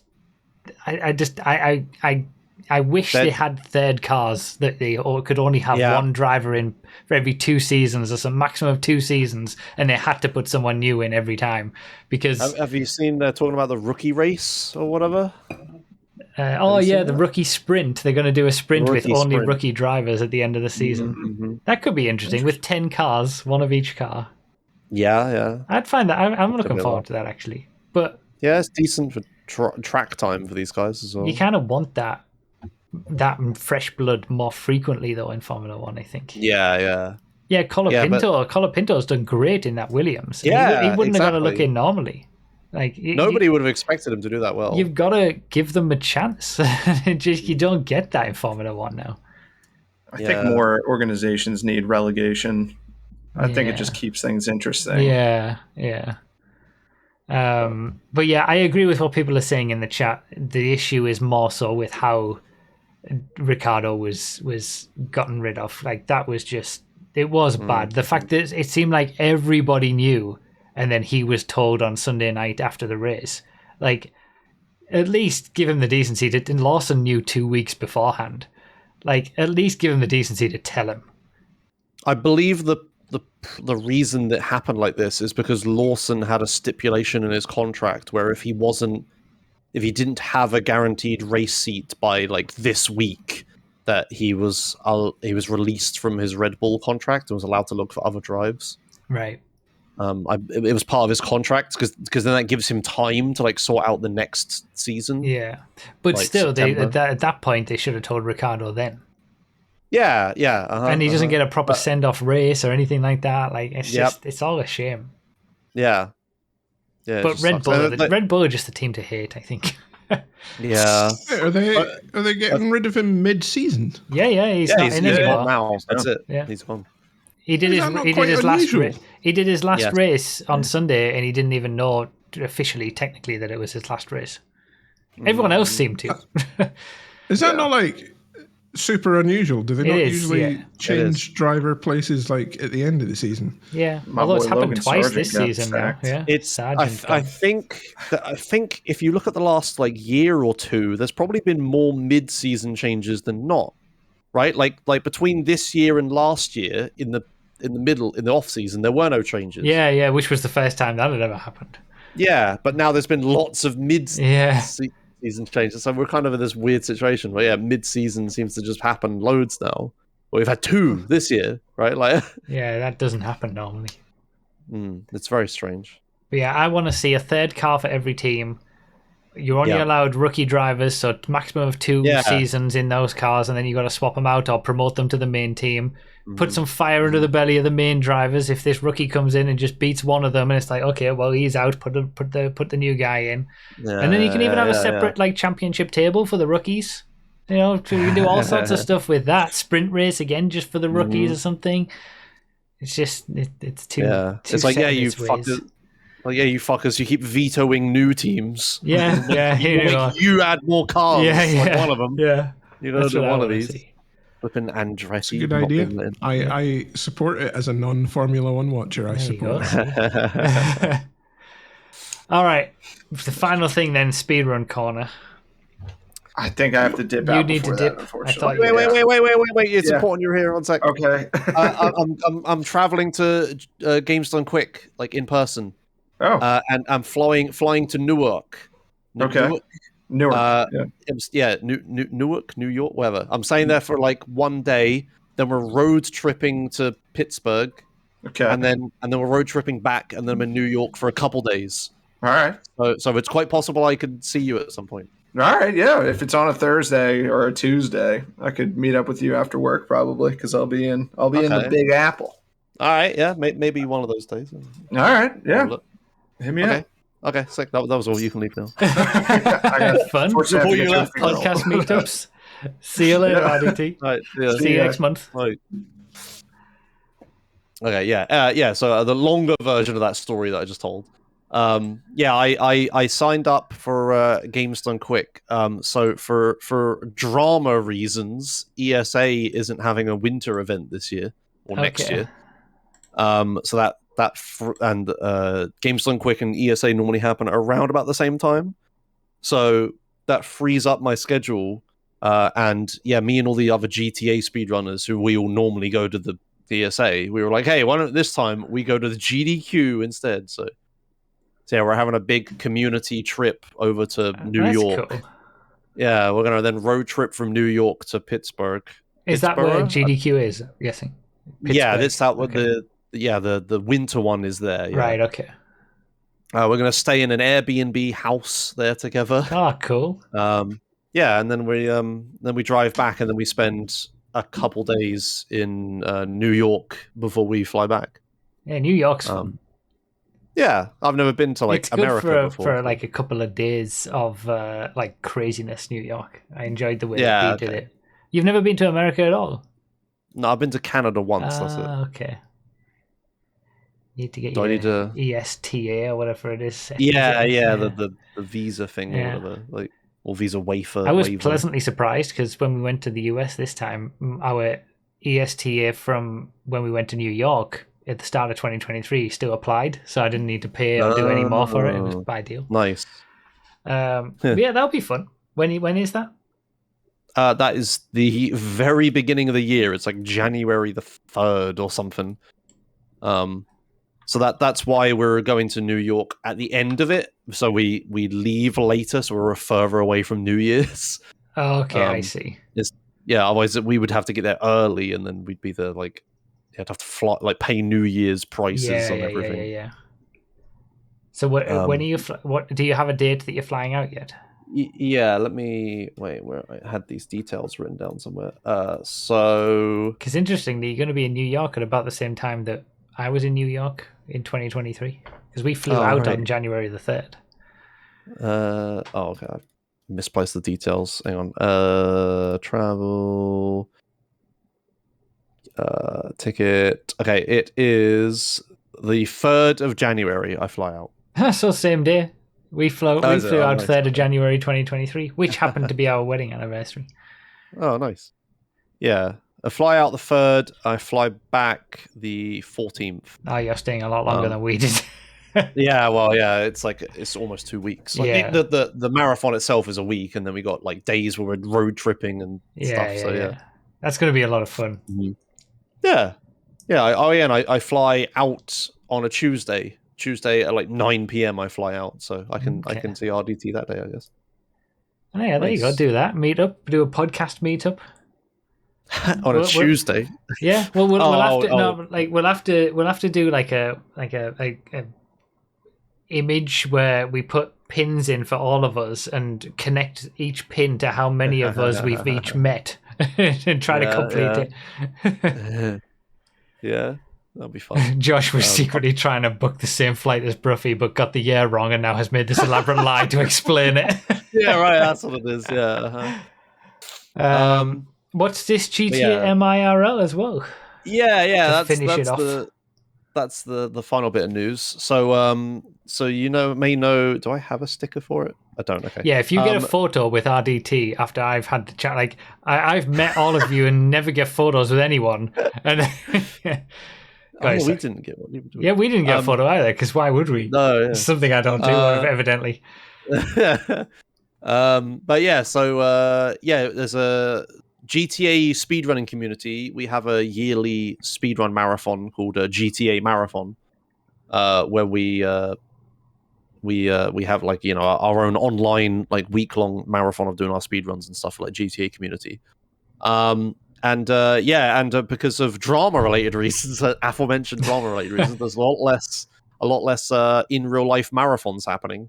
And we've always talked about doing it. So this time we're gonna try. Me and English Ben are gonna try to organize an in real-life GTA marathon. Where we both have a lot of it'll be in Portsmouth. Because I know that city pretty well, and I think it's pretty good for a speedrun marathon with good connections and prices and everything and stuff. Apart from being at the arse end of the country, yep. yeah. Hang on, well, that's good. Well, it's good for people who aren't living at the other arse end of the country. To be fair, okay, a lot of people won't be coming from the UK. Is the thing, so it's like not that important. And there's plenty of speedrun marathons in Scotland. Damn it, like, we need one down here. Screw you guys. Because I remember the last time we talked about GTA Marathon, you said like you could totally Gfred could totally be a speedrun thing that GTA Marathon would showcase or something like that. Like doing some big Gfred thing where everybody's doing their own Gfred speedrun or something like that to see who wins live or something. Like that. I don't know. Maybe I can attend. Okay. Yeah. That'd be cool. A bit of a drive for you, I suppose, but yes, at least I wouldn't have. See my previous point. Okay, come on. Yeah. At least I obviously wouldn't have hotel costs, right? Like, because I'd be staying at my good friends who's already lives down there, who I've known for many years. If you want to drive like an hour every day, you can be my guest. I'll probably be staying at my parents' place. Okay, fine. But anyway, so me and English Ben are organizing it. English Ben's the guy who like organizes the online GTA marathons at the moment. And I'm like, also a part of organizing them and stuff. But between us, we have a decent amount of like marathon experience in general. And yeah, nothing is confirmed.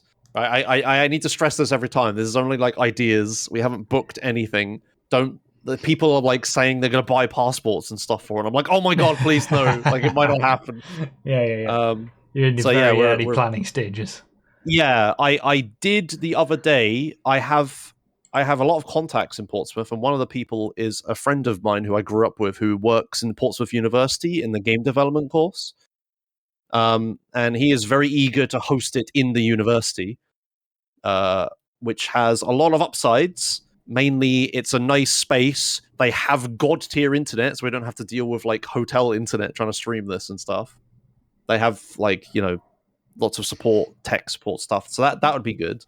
There might be some downsides, but it depends on stuff. But I went there to have a look. We looked at like a 60-person room that we could book out for the week and stuff. But yeah, we got other ideas for venues and stuff in Portsmouth. I'm looking at all the tech stuff I need to buy. Like I need to buy like new audio mixers and lights, cameras, capture cards, all sorts of stuff. Okay, yeah. Everything that goes into something like this, I suppose. Yeah, so there's a lot of it is if we just combine my and Ben's setups together, we sort of can cobble something together. Like I have 2 computers, he has at least 1. That's enough. But yeah, so yeah, it's like our first in real life marathon. It'll be a hybrid event. So during the daytime, we'd have like on-site runs of the people that are there, and then during the evening, we'd have like online runners, so like Americans and stuff. Yeah. So we don't exclude all of the people that can't travel. And did all the previous GTA marathons and stuff. But yeah, so that's a thing that's being worked on, which is pretty exciting. Well, yeah, keep us updated. It's gonna be a lot of figuring out and investment and stuff. We'll have to. And it will probably be a disaster because the first one always is. Yeah, your very first real life organization. Every first time speedrun marathon I've ever been to has always been a disaster. Oh, really? I'm fully expecting this to be a disaster as well. But you should know now. You should know what not to do from all of those previous experiences. There's always something, man. I don't know. Yeah, so that's a thing that we're organising. So yeah, keep tuned into this space, especially if you live in the south coast of England. You're all right if you live down there. Yeah, you may be able forget about those of us up north. But it would probably only be like a small, like 60-person event. So our ticket stuff would be like runners first, then volunteers, then like community members or commentators and stuff, and then if we have any tickets after that, then it'd be general public people. And then after general public, it'll be podcast hosts. Sure. Yeah. We know where we are on the totem pole. Just submit a run. Come on. All right. Yeah, that's all. Great. Right. Well, that does us for this month. No, it actually doesn't. It doesn't? Yeah, no. I thought we'd get the fun over with first of all. I do have a bit of,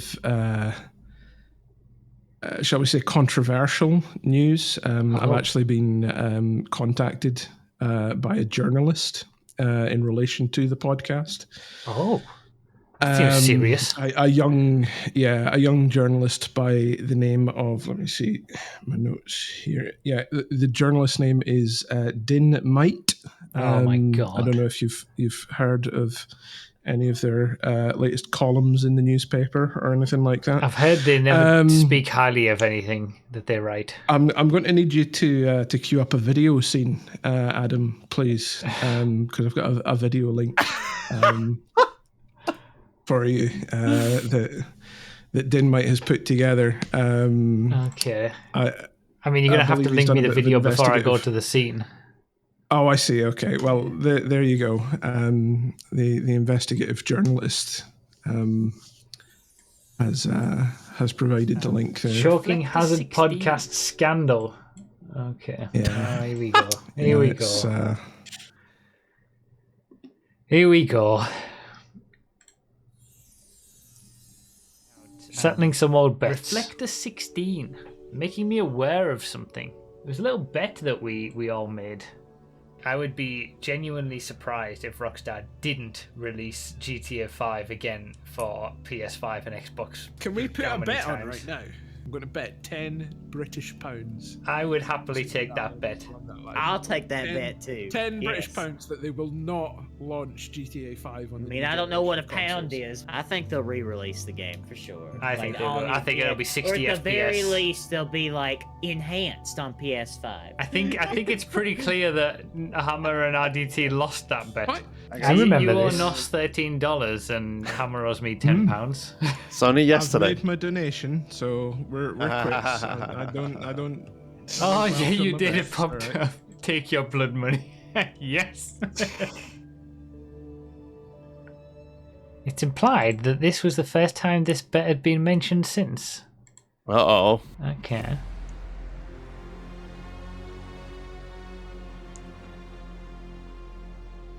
GTA 5 on PS5. Yeah, I believe we owe you some money. Yeah, we had a bet. We believed that GTA would be re-released again on new gen consoles. RDT, me and you both owe Broughy and Nos a tenner. Oh, No yes, way! I think RDT owes Nos 10 British pounds in whatever that is in dollars. It's like $40. Okay, what's your Venmo? I'll send it to you. You can get a lot I have more no going. recollection of this. Stream elements, like you're donating to the. I'm not donating to my stream. There's no stream. I accuse Broughy and by proxy Nos of double dipping the bets. Oh, shit. I have absolutely no recollection of that. All right, come on, guys. GTA 5 on PS6. That end. GTA 5 on PS6. Yeah. No way. I do not remember that at all. Scandal, eh? I need to send you £10 back. Did you send me £10 as well at the time? You must have done. I think you do. I think you need to. I know. I need to send you it back. Oh my god, that's funny. You owe me some. You owe me some spondoolies. I know. Holy moly. So sorry about your Twitch Prime decline in revenue. I'm just going to need to take a little bit more from you. The scandal. Just going to take a little bit more from you. I'm afraid. That's like 7 or 8 Prime subs worth of money. Now. I know. Imagine all those Turkish Primes. Oh my god, there's so many Prime subs. I genuinely when I saw, I think it was a Reflector, when I saw his comment on the podcast episode about it, I was like, oh yeah, I remember we had that bet, and then I searched for the original and I was like, oh yeah, I totally forgot that we'd already talked about it. I think Reflector owes you 10 quid. Yeah. Well, no, to be fair, they commented on the original one just saying, oh, this bet, so they didn't know that it had already been talked about. Yeah. They were just going through the old ones. Mm-hmm. Yeah, Wow. so thank you for that bit of investigative journalism. Yeah, thanks, Dinmite. Righting the wrongs of chat and this podcast. We can go on now with a clean sheet since this has been settled. So, I honestly can't believe that I've got no recollection of having talked about it before. You would think that, it's shocking, isn't it? You'd think that that was such a fun thing that we had a bet and it got solved, and how did I not remember that we'd already talked about it? I must have been. I've got no memory these days. I'm getting older. Let's put it. That episode's pretty old. It looks like it's that old excuse. Is that I'm getting older? Well, you didn't remember. You sent the money. You didn't remember that we talked about it before. But I am actually older, so I get to make those claims. Oh man, yeah. I'll send you £10 back then. I'll have to do that after the stream's done. Yeah, that's kind of you. All right. Well, on that bombshell, thanks, Dinmite. My backlog on Spotify conveniently played episode 56. Great. oh my So god, it was fate. Yeah. It was fate that has brought this money back to my pocket. All right, that'll do us then. Thank you all very much for watching. I'll be £10 worse off in a few moments' time. Yeah, thank you guys for watching and listening, and we'll be back next month to do it all over again and see what crazy moments we'll get next month and what scandals we'll uncover, because I'm sure there's plenty more if you go through the backlog of all these episodes. Yeah, please don't. All right. See you all. Do you want to say goodbye, guys? Yeah, bye. Right. See you all later, guys. Bye, Bye guys. bye.